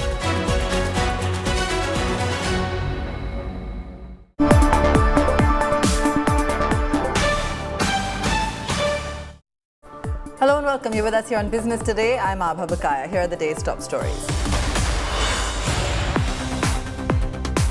GST Council levies 28% tax on online gaming, recommends casino, horse racing to be taxed at the uniform rate of 28% on full value. Industry reacts sharply, calls it a killer blow which could wipe out the e-gaming industry. Online gaming stocks plunge in today's trade. Owning a large utility vehicle, an SUV or an MPV could get expensive as GST Council has raised the cess on utility vehicles from 20 to 22%. GST Council has, however, reduced the tax on food and beverages sold at multiplexes, which will now attract a GST of 5% instead of 18%.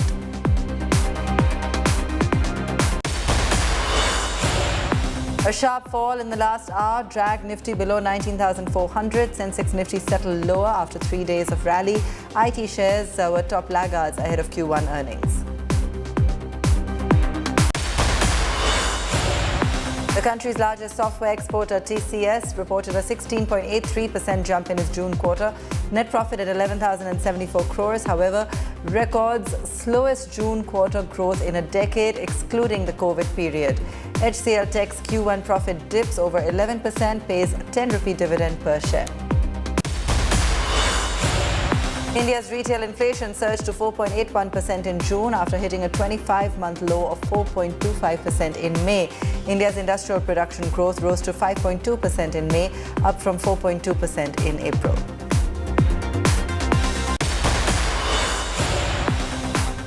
In what could provide a relief to consumers from sky-high tomato prices, the Department of Consumer Affairs has directed to procure of tomatoes from Andhra Pradesh, Karnataka and Maharashtra for distribution in Delhi NCR at discounted prices.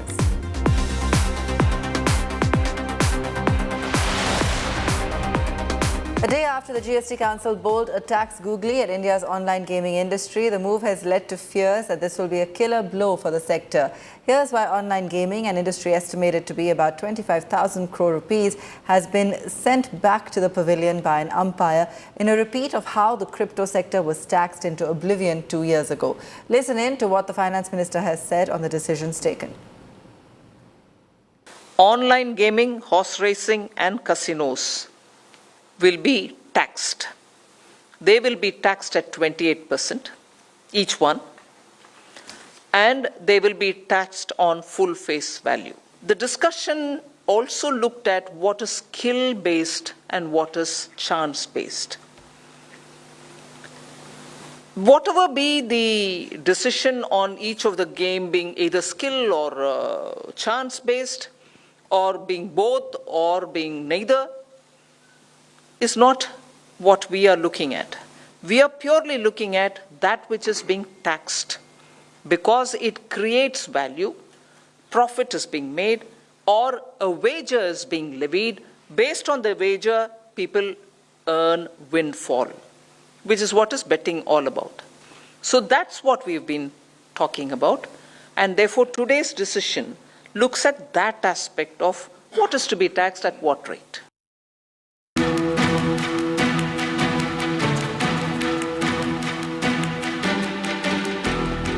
The online gaming industry had been waiting for the final decision of the GST Council with bated breath.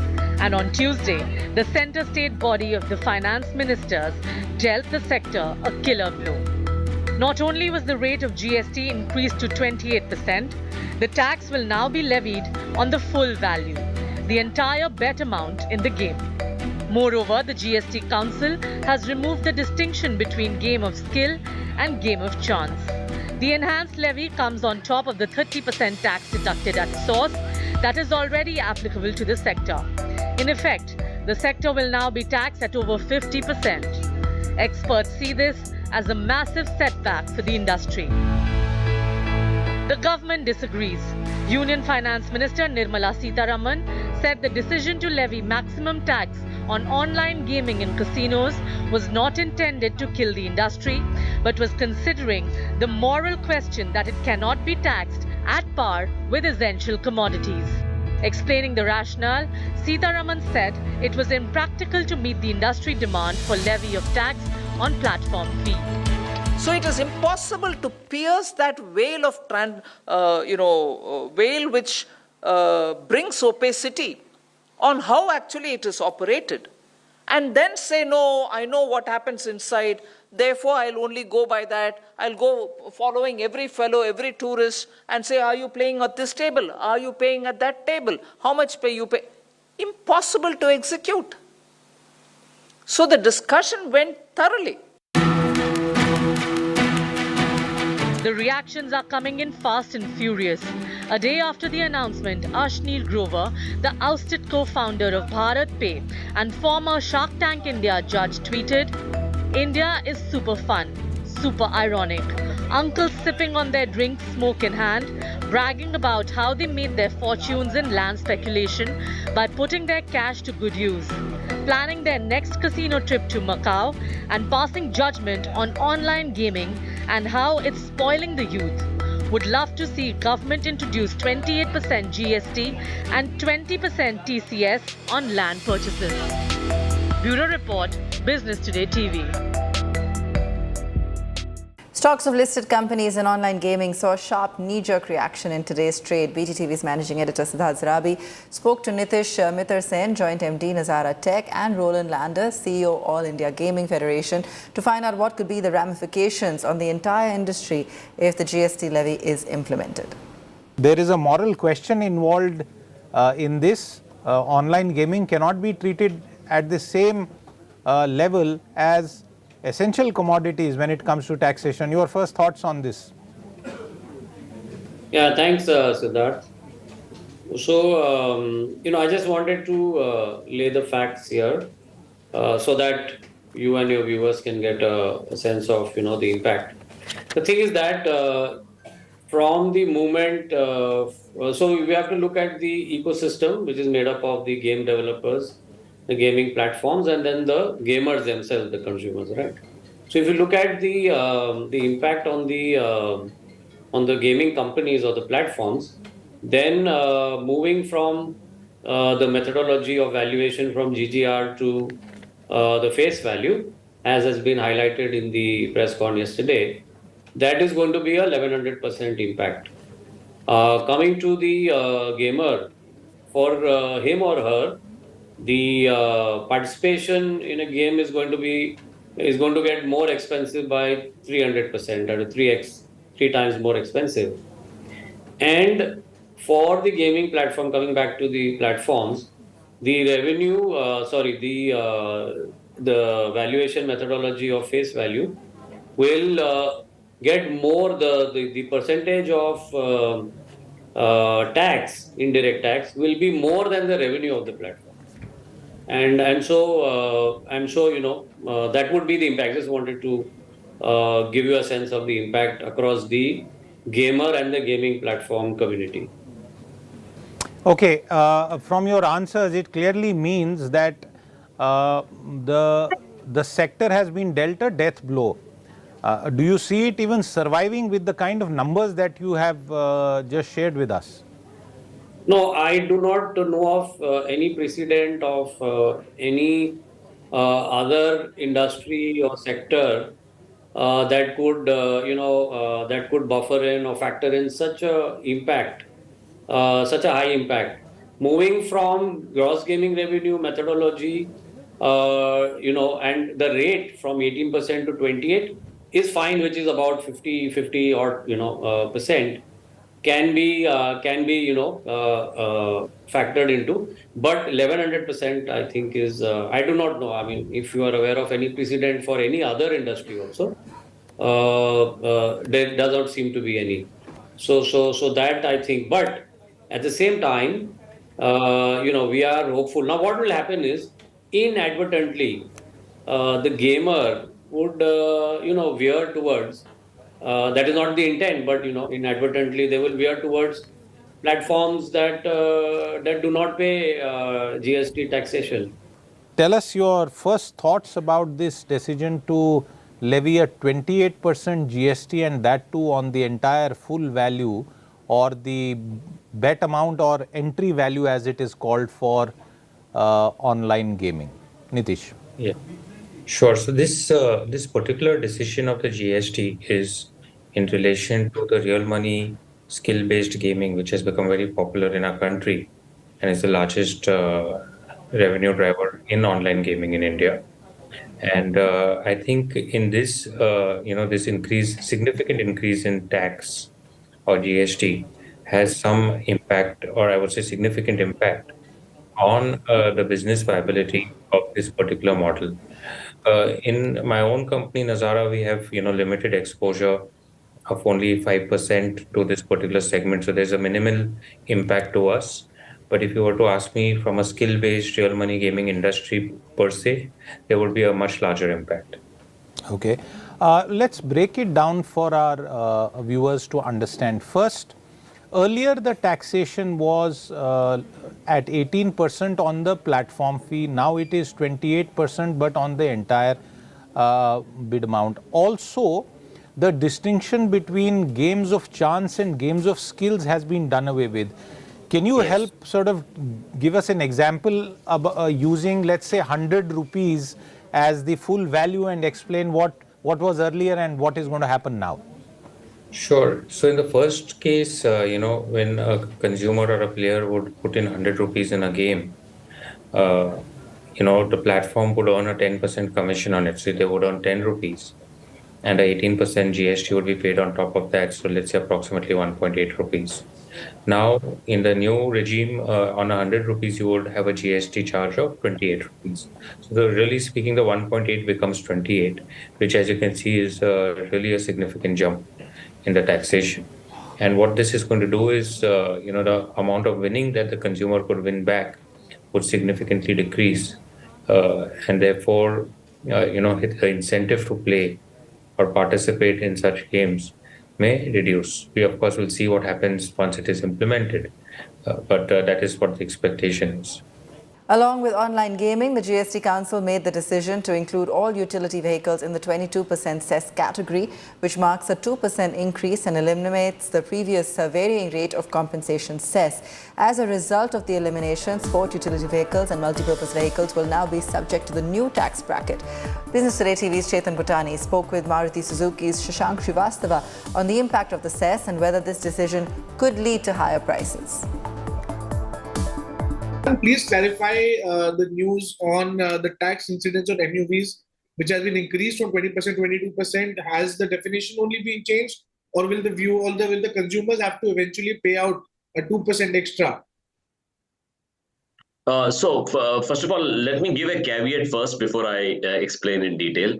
The notification hasn't come yet, so we have to see the details of the notification to have a definitive view. However, based on the reports which we have got from the GST Council committee, it seems that there will be some more UVs, the utility vehicles, which will see an increase of 2% of cess.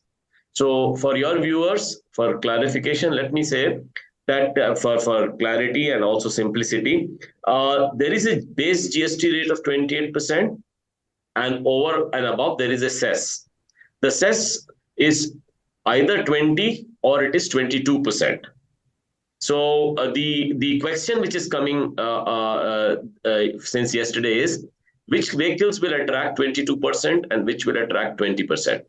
So far, the vehicles which were attracting 22% were to meet 4 conditions.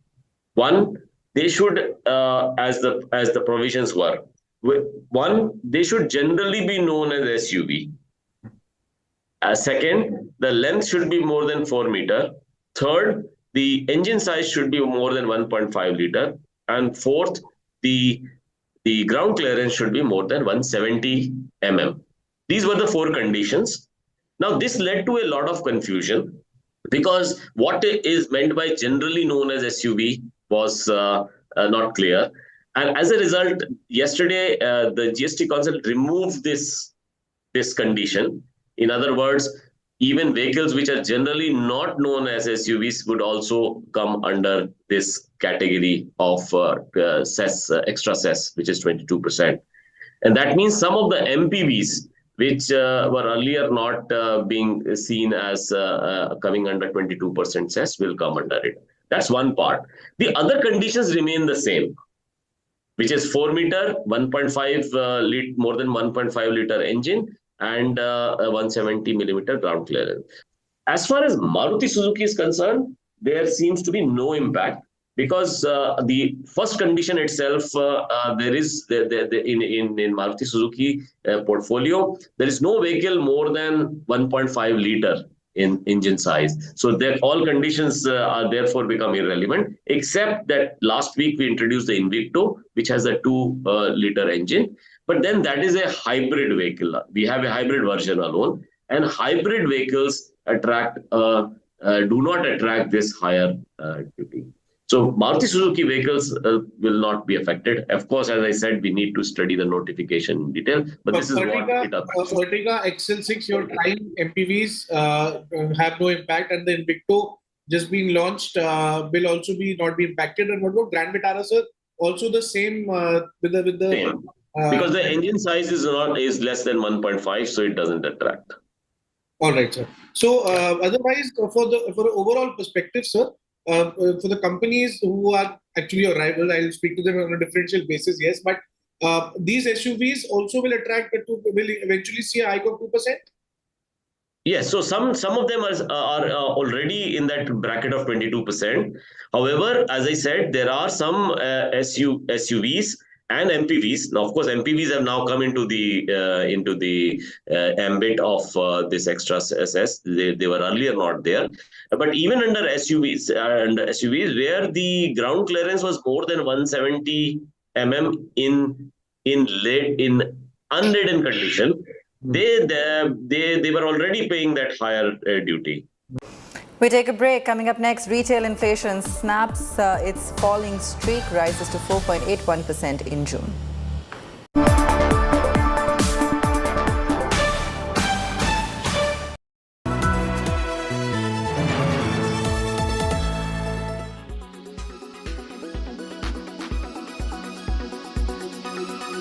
Do you see consolidation of the electric vehicle industry? Because there are nearly about 350 plus companies in the EV space manufacturing or vendor supplying. So do you see a consolidation of only good amount of players who are manufacturing good products stay in the market, and of course the companies who are actually not, who are relying on the FAME subsidy are weeded out? I think you're already seeing that people who have not focused on innovation and have not focused on technology and engineering, you're already seeing a lot of them folding up. In fact, a lot of smaller players who were just doing assembly of products right here in India and were not following the norms obviously do not exist anymore.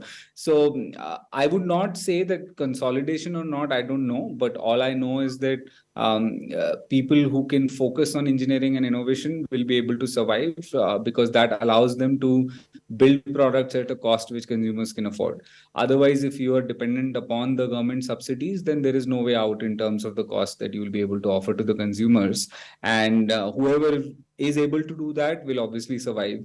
We had this focus and we started this journey 1.5, 2 years back, even before any one of us were thinking about FAME subsidies. We were prepared for it, and we are going to be prepared for it in the future also. In fact, just this month when we launch S1 Air, which is our most anticipated product, which we believe is going to truly change the nature of the industry and increase the penetration of EVs multifold, I think is going to be a game-changing and disruptive moment at the price that we are launching it, and the kind of product that we are launching is all been possible because of our continuous engineering efforts through the last 1.5, 2 years.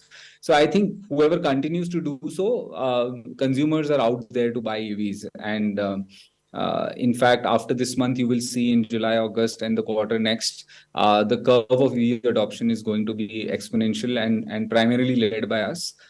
because of the products that we are going to launch this month, and of course on our annual launch day on August 15th.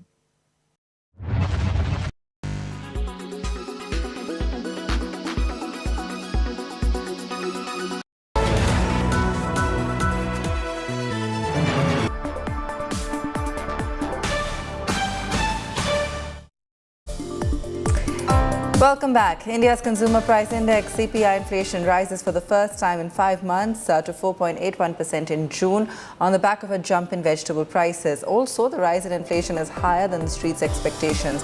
India's industrial production, however, picked up 5.2% in May against 19.7% a year ago.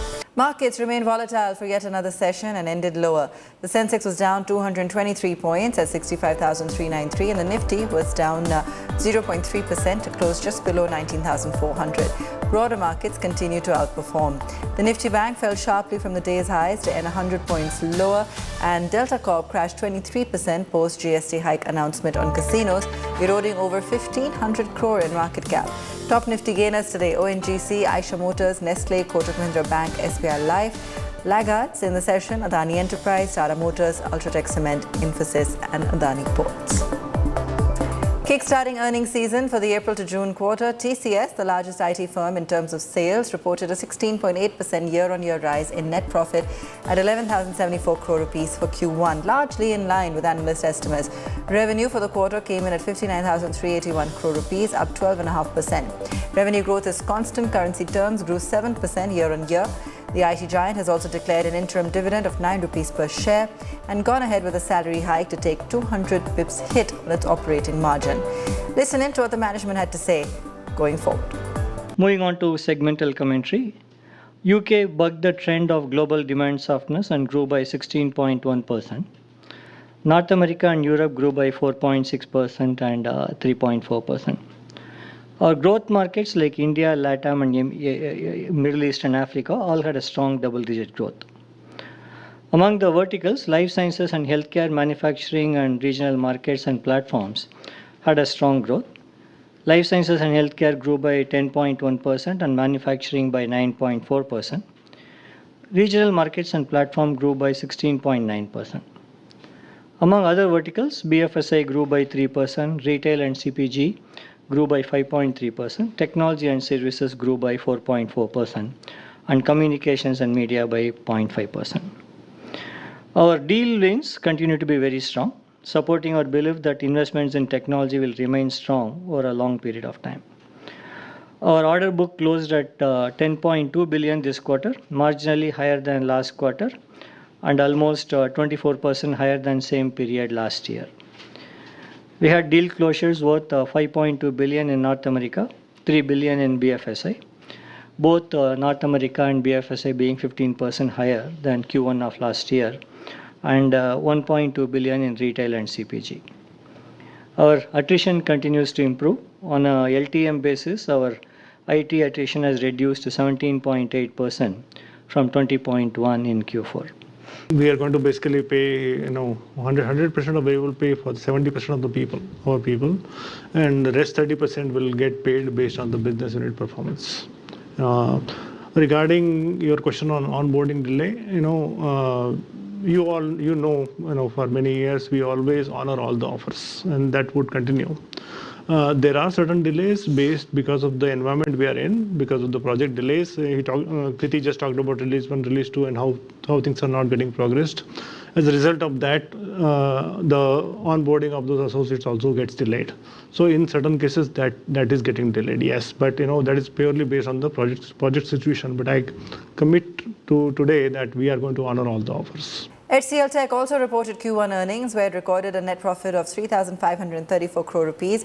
Repeat revenue at 26,296 crore. Earnings before interest and tax margin came in below expectations at 16.9%. However, the company declared a dividend of 10 rupees a share. In terms of an operating parameters, our EBIT came in at 17%. This is at the same level as our Q1 last year, which was also at 17%. On a sequential basis, it has declined from 18.1% to 17% this quarter. In terms of bookings, as you're all aware, our bookings for the previous 7 quarters have been in the range of 2 billion and above. This quarter, our booking was at $1.6 billion. It's been a little softer. However, I'm very happy to report that our pipeline continues to grow. Last quarter, we did report that our pipeline has grown significantly. It has further grown in a strong way, even in this quarter. And we are very optimistic about the pipeline conversion and its revenue translation. That will help us meet the full year guidance which we have given.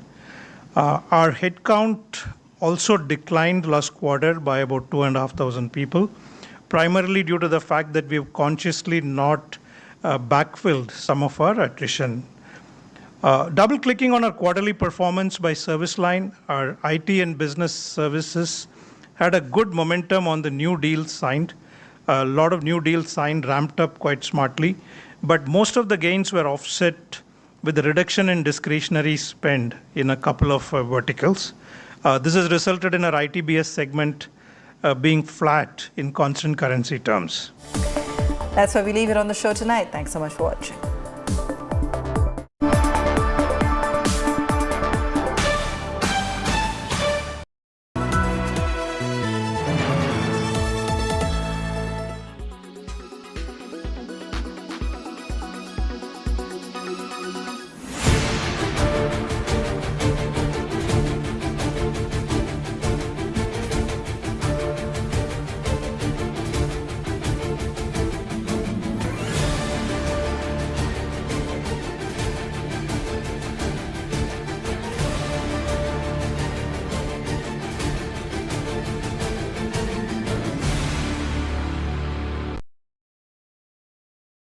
Weather forecast now. Delhi, maximum 37 and minimum 27 degrees. Mumbai, maximum 30 and minimum 26 degrees. Kolkata, maximum 34 and minimum 27 degrees. Bengaluru, maximum 27 and minimum 21 degrees. Chennai, maximum 33 and minimum 26 degrees. Hyderabad, maximum 32 and minimum 23 degrees.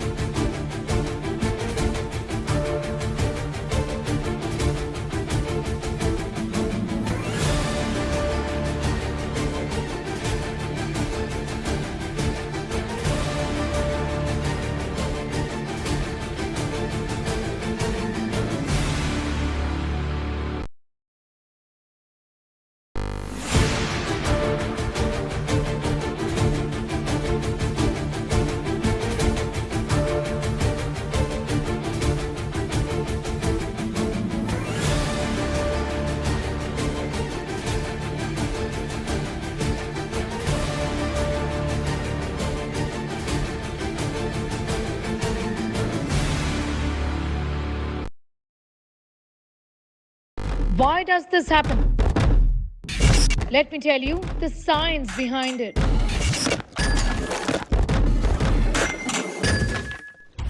For more informative videos like this, keep watching India Today News Mo.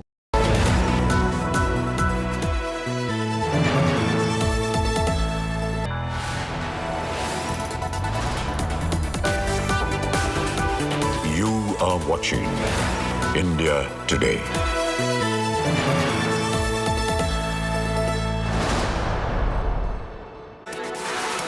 Hello, you're watching India Today and I am Aishwarya Paliwal. Let's start the show with the headlines. Paris gears up for Prime Minister Narendra Modi's big visit. Mega defense deals on the cards. Indian tri-service contingent readies to march during the Ballistic Day parade.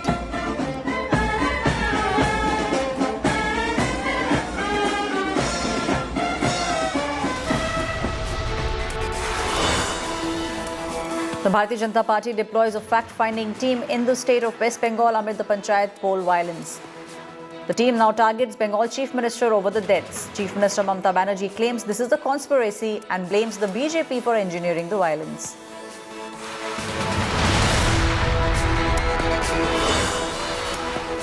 Former Karnataka Chief Minister Bommai leads the protest over the Jain Seer's murder.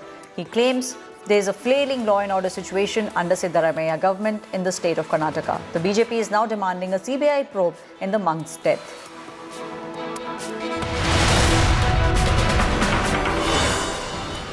CEO and MD of a Bengaluru startup firm hacked to death. Double murder accused, also known as Joko Felix, has been arrested. Employees killed over professional rivalry.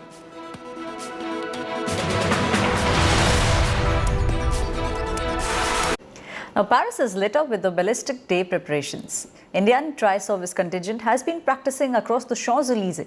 Indian and French Rafales have been flying over the Arc de Triomphe. Prime Minister will land in Paris at about 4 p.m. India time tomorrow.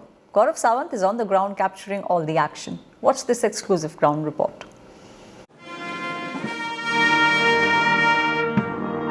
The streets of Paris are abuzz with excitement in anticipation for Prime Minister Modi's visit to France. Preparations are underway for the upcoming Bastille Day parade in Paris. And India Today has been given exclusive access to these historic preparations. This is where Prime Minister Narendra Modi and the French President Emmanuel Macron will be watching the parade. Let me show you those images of the Indian contingent. That is the Indian Navy contingent. Up ahead is the Indian Army Rajputana Rifles marching band, and right in the beginning of the parade, that is the Punjab regiment. On the upcoming landmark day for India-France relations, the French military will be joined by the Indian military as they march together.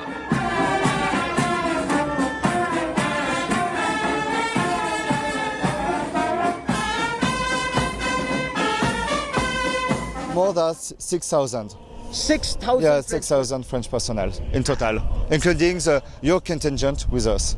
A very good experience. I did not know much about the Indian contingent before they came to France a week ago. And since that, I can tell we have very good relationships. We have a tri-services contingent from the Army, Navy and the Air Force, and the band from the Indian Army, which are currently here to participate in the Bastille Day Parade. Now, alongside this, we also have two more representations, and that is, one is INS Chennai, which is coming to Brest tomorrow, and shall also be participating in the Bastille Day Parade at Brest. So we also have the representation there.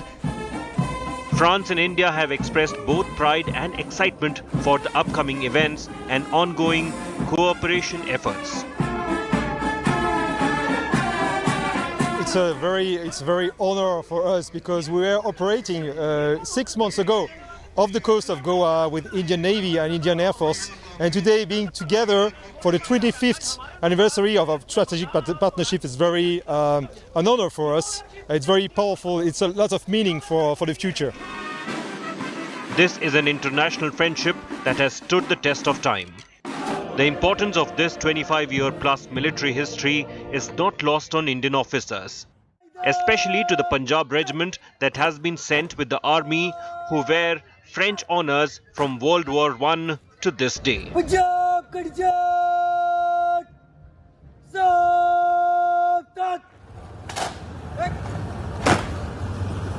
More than 900 soldiers from the Punjab regiment shed their blood on the soil of this very own territory that we are standing right now, and so it is a matter of huge pride for me, for my regiment and for the Indian Army to be able to have this amazing opportunity to march on Champs-Élysées on Bastille Day military parade. The relationship spanning decades has translated to seamless defence ties today as well between India and France. We have the old helicopters from the French, and we've taken the, for suppose Alouette helicopter, we've taken the Alouette helicopter, and we've changed the engine to our own powerful engine, and then we've converted into something called Cheetal. And Cheetal is something that flies at the highest battlefield, and that is what is sustaining all the troops at the Siachen Glacier. With Prime Minister Modi as the chief guest in the upcoming parade, India and France will honour their golden past and are looking at an even more prosperous future. With Gaurav Sawant in Paris, Bureau Report, India Today.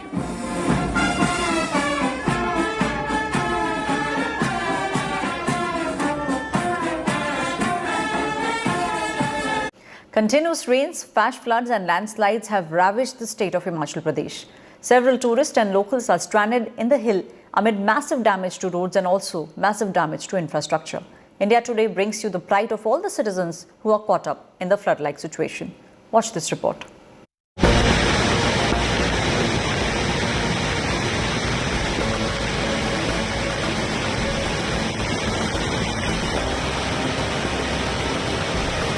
After the deluge comes the challenge of providing relief.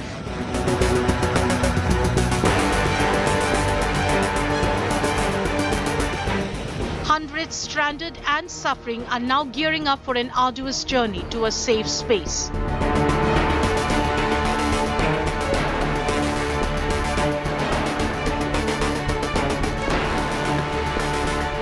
With more than 1,200 roads out of service, the magnitude of the task ahead is evident.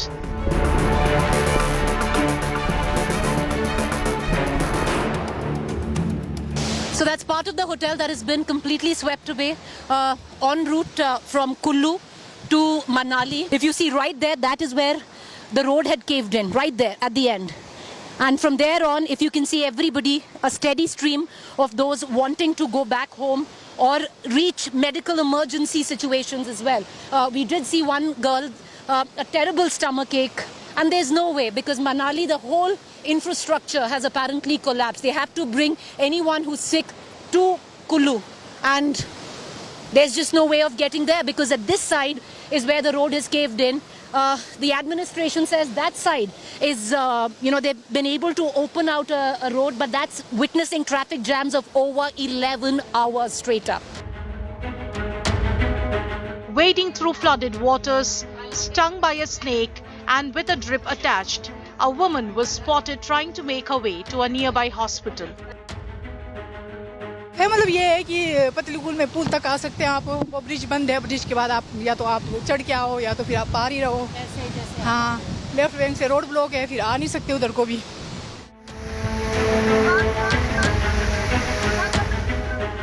A pregnant woman displaced by her unprecedented floods was forced to walk till the nearest hospital in order to receive medical care. Desperate father carries his sick daughter on his shoulder, wading for hours through the floodwaters to reach the nearest hospital. तबीयत ठीक नहीं है, तबीयत नहीं ठीक है, क्या हुआ? Many villages washed away, many others cut off totally. People in need of medical care are struggling to get relief.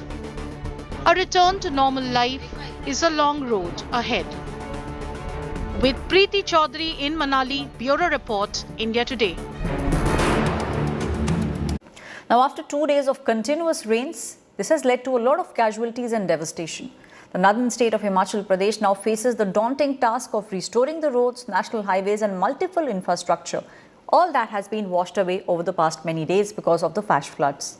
Here's a detailed report on the trail of destruction that these flash floods have left behind.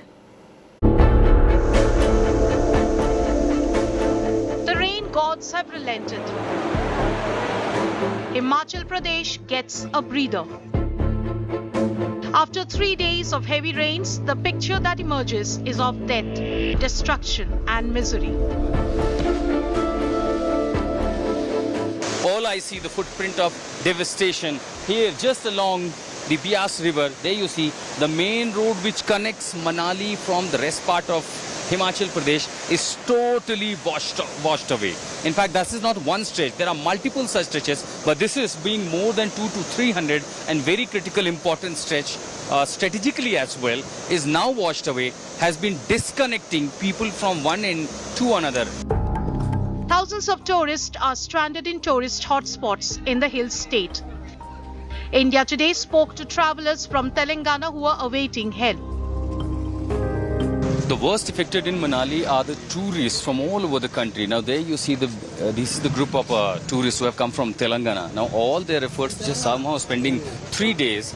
Now they are en route back to home. But the only issue is that lack of transportation, since heavy vehicles like bus or any cannot even pass through these areas. All they are somehow struggling to arrange smaller vehicles, cab. They could probably drop them to Chandigarh airport, nearest airport probably, and from where they can have a flight. हमारे पास से बड़ा बस नहीं जाता है sir ये road गाड़ी higher नहीं गाड़ी नहीं है हमारे पास बस है बोलेंगे बड़ा गाड़ी नहीं चलेंगे. Transport and movement of goods is badly affected, with many roads still out of service. आज लग रहा है जी 3-4 दिन तो नेट नहीं रहा, ना रेंज आई ना कुछ ना काम. आज लग रहा है, आज सुबह से चालू है. किसी तरह की व्यवस्था मिली आप लोग को यहाँ पे अभी? नहीं व्यवस्था तो कोई नहीं मिली अभी. हम तो प्रशासन से चाहते हैं, हमारे पास राशन पानी था वही, बाकी किसी चीज के. कितने दिन का स्टॉक बचा? अभी 2-3 दिन का है बस. 2-3 दिन का और बचा? हाँ बस. Authorities have ramped up relief efforts. Rescue operations and road restoration work have also gained pace. Many affected people have taken shelter in temples. कुछ लोग जो हैं, जो दूर दराज के रहने वाले हैं, जो स्थानीय हिमाचल के ही नागरिक हैं, अब उनकी ज़िंदगी कैसे कट रही है? उनकी ज़िंदगी इस तरह के टेम्पो में कट रही है. जो कुछ बचा हुआ सामान था ये उन्होंने उठा लिया है, हटा लिया है. ये देखिए प्रेशर कुकर में यहाँ खाना बन रहा है और जो भी है यही जीविका है. खुद भी यही खाना है और इसी जीविका के साथ उनको जीना है. Power and water supplies are yet to be restored in some of the worst hit areas. Himachal Pradesh is picking up the pieces after suffering flash floods and landslides triggered by the worst rainfall in many years. The road to recovery will be long. With Preeti Chaudhary in Kullu and Ashutosh Mishra in Manali, Bureau Report, India Today. Now, a month after the Delhi police filed its charge sheet against Wrestling Federation chief Brij Bhushan Singh, the BJP MP still continues as the WFI chief. While the opposition is questioning why he is roaming free, Brij Bhushan has hit back saying he has not been convicted yet. Take a look at this story. Nearly a month after the Delhi police filed the charge sheet against Brij Bhushan Singh, listing serious allegations and claiming corroborative proof, the BJP MP from Kasarganj remains the president of the Wrestling Federation of India. The charge sheet accessed by India Today makes grave accusations. The police say Brij Bhushan is liable to be prosecuted for the offences of sexual harassment, molestation and stalking. 15 witnesses have corroborated the charges. The witnesses include 2 coaches. The charge sheet lists 15 separate incidents of harassment. The charge sheet includes photographs submitted by the athletes. Delhi Commission for Women Chief is questioning why Brij Bhushan is roaming free. सबसे पहले तो Delhi police ये बताए कि जब उन्हें पता था कि ब्रिज भूषण ने लड़कियों के साथ यौन शोषण कराए तो उसको अरेस्ट क्यों नहीं करा गया. और दूसरी बात, मैं केंद्र सरकार से सवाल पूछना चाहती हूं क्योंकि ब्रिज भूषण उनका ही एमपी है, उनका ही सांसद है. मैं ये जानना चाहती हूं कि कब तक ब्रिज भूषण जैसे गुंडे को केंद्र सरकार संरक्षण देगी और बचाएगी. क्यों उसके खिलाफ अभी तक कोई भी कार्यवाही नहीं करी गई है. ये बहुत ज्यादा गलत है क्योंकि जिस आदमी की जगह जेल है अब वो संसद में बैठकर देश के कानून बनाएगा.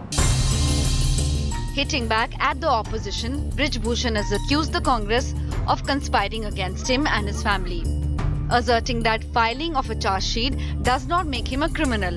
The WFI chief alleged that Congress doesn't have faith on courts. The BJP, which Brij Bhushan represents in parliament, claims the courts will decide his fate. Brij Bhushan ji के मामले में कोर्ट ने संज्ञान लिया है और पुलिस ने भी अपनी चार्जशीट फाइल की है. उस चार्जशीट के अंतर्गत जो कोर्ट का फैसला होगा वो मान्य होगा. While the law will take its own course, the moral question remains unanswered. Why is Brij Bhushan still in office? Bureau Report, India Today. Now, the Bharatiya Janata Party has launched an all-out attack against the Siddaramaiah government over the brutal murder of a Jain Seer. Now staging a mega dharna at the Vidhan Sauda, the BJP now is demanding a CBI probe into this case. The BJP is alleging that the Congress government in the state has failed to carry out an impartial and fair probe in this matter. Watch the story. Showdown erupts over the brutal murder of Jain Seer Kamakumara Nandi Maharaj in Karnataka. The BJP, which has been demanding a CBI probe in the case, staged a dharna outside the Vidhana Sauda on Wednesday.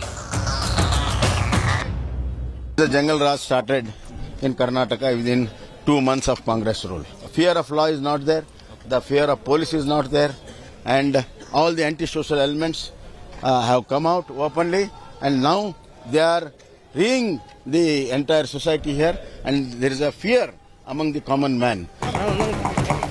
BJP MLAs marched to the Raj Bhavan and submitted a memorandum to the governor. The party claimed that Hindus were being targeted ever since the Congress government came to power in May. The Siddaramaiah government has defended the police and assured a fair and impartial probe. BJP can claim anything that they want. The Jain community, the seers of the community have come out and said that we are satisfied with the progress of the investigation. The police have arrested 2 people in connection to the murder. The investigators claim the killing was over a financial dispute. Meanwhile, shocking details have emerged on how the seer was murdered. According to the FIR, on the night of July 5th, main accused Narayan, along with his friend Hassan Sab, allegedly tried to kill the seer by electrocution. When they failed in it, they allegedly strangled the monk to death with a towel. The duo then allegedly cut the seer's body into pieces and dumped the parts into a borewell. The accused also burned a diary belonging to the seer.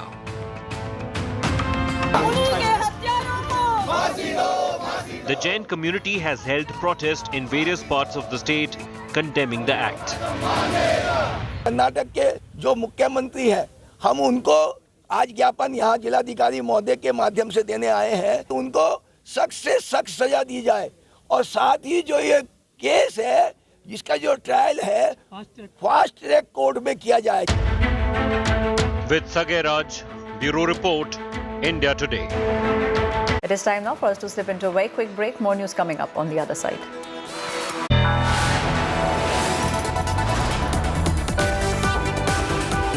You are watching India Today.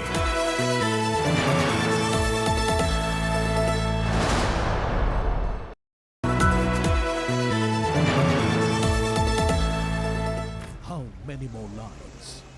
How many more houses? How many more vehicles? How many more villages? Annual nightmare drowns the north. India Today reports from every spot. There are small children who are living in these houses, and this is the national capital we are talking about. Each and every household, that's what we can see. The holy shrine that saved Mandi from a disaster. We report, we demand, we fix accountability. Maximum reporters, maximum coverage. Monsoon mayhem.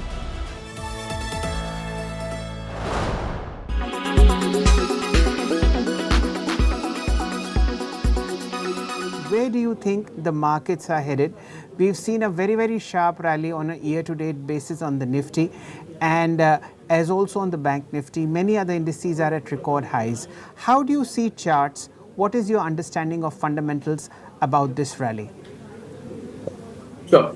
So, Shelji, what I feel is that, markets, after consolidating for almost 1.5 years, that is in October 2021, when we peaked around 18,700, and after that, we have been consolidating for a while, for almost good 1.5 years time frame.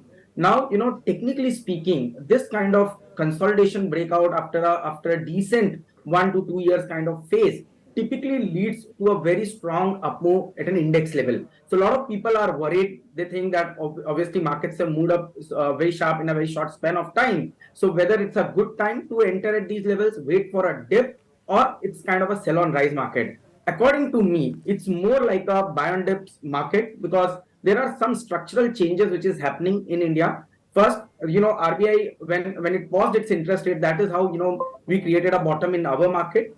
Since then, we have been seeing very strong capex commitment by center, almost 10 lakh crore kind of capex.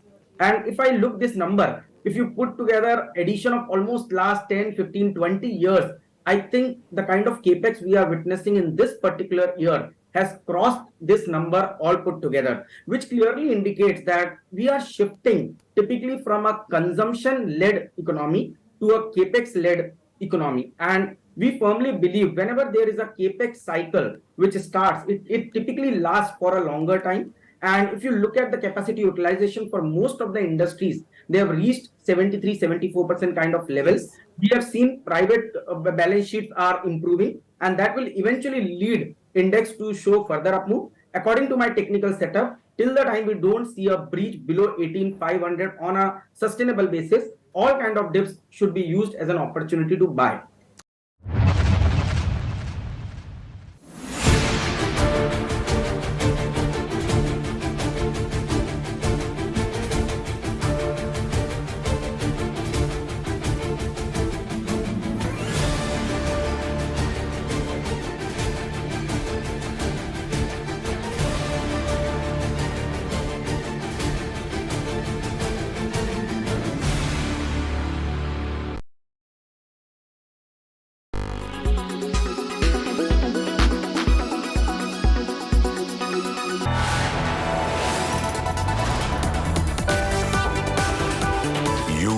Watching India Today.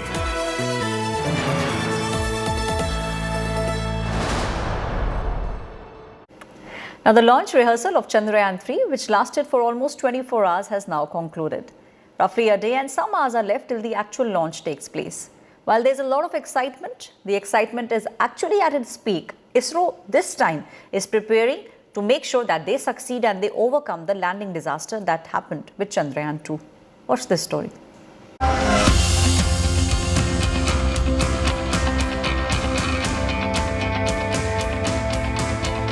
Chandrayaan 3 is all set to be launched from Sriharikota at 2:35 p.m. on Friday, 14th of July.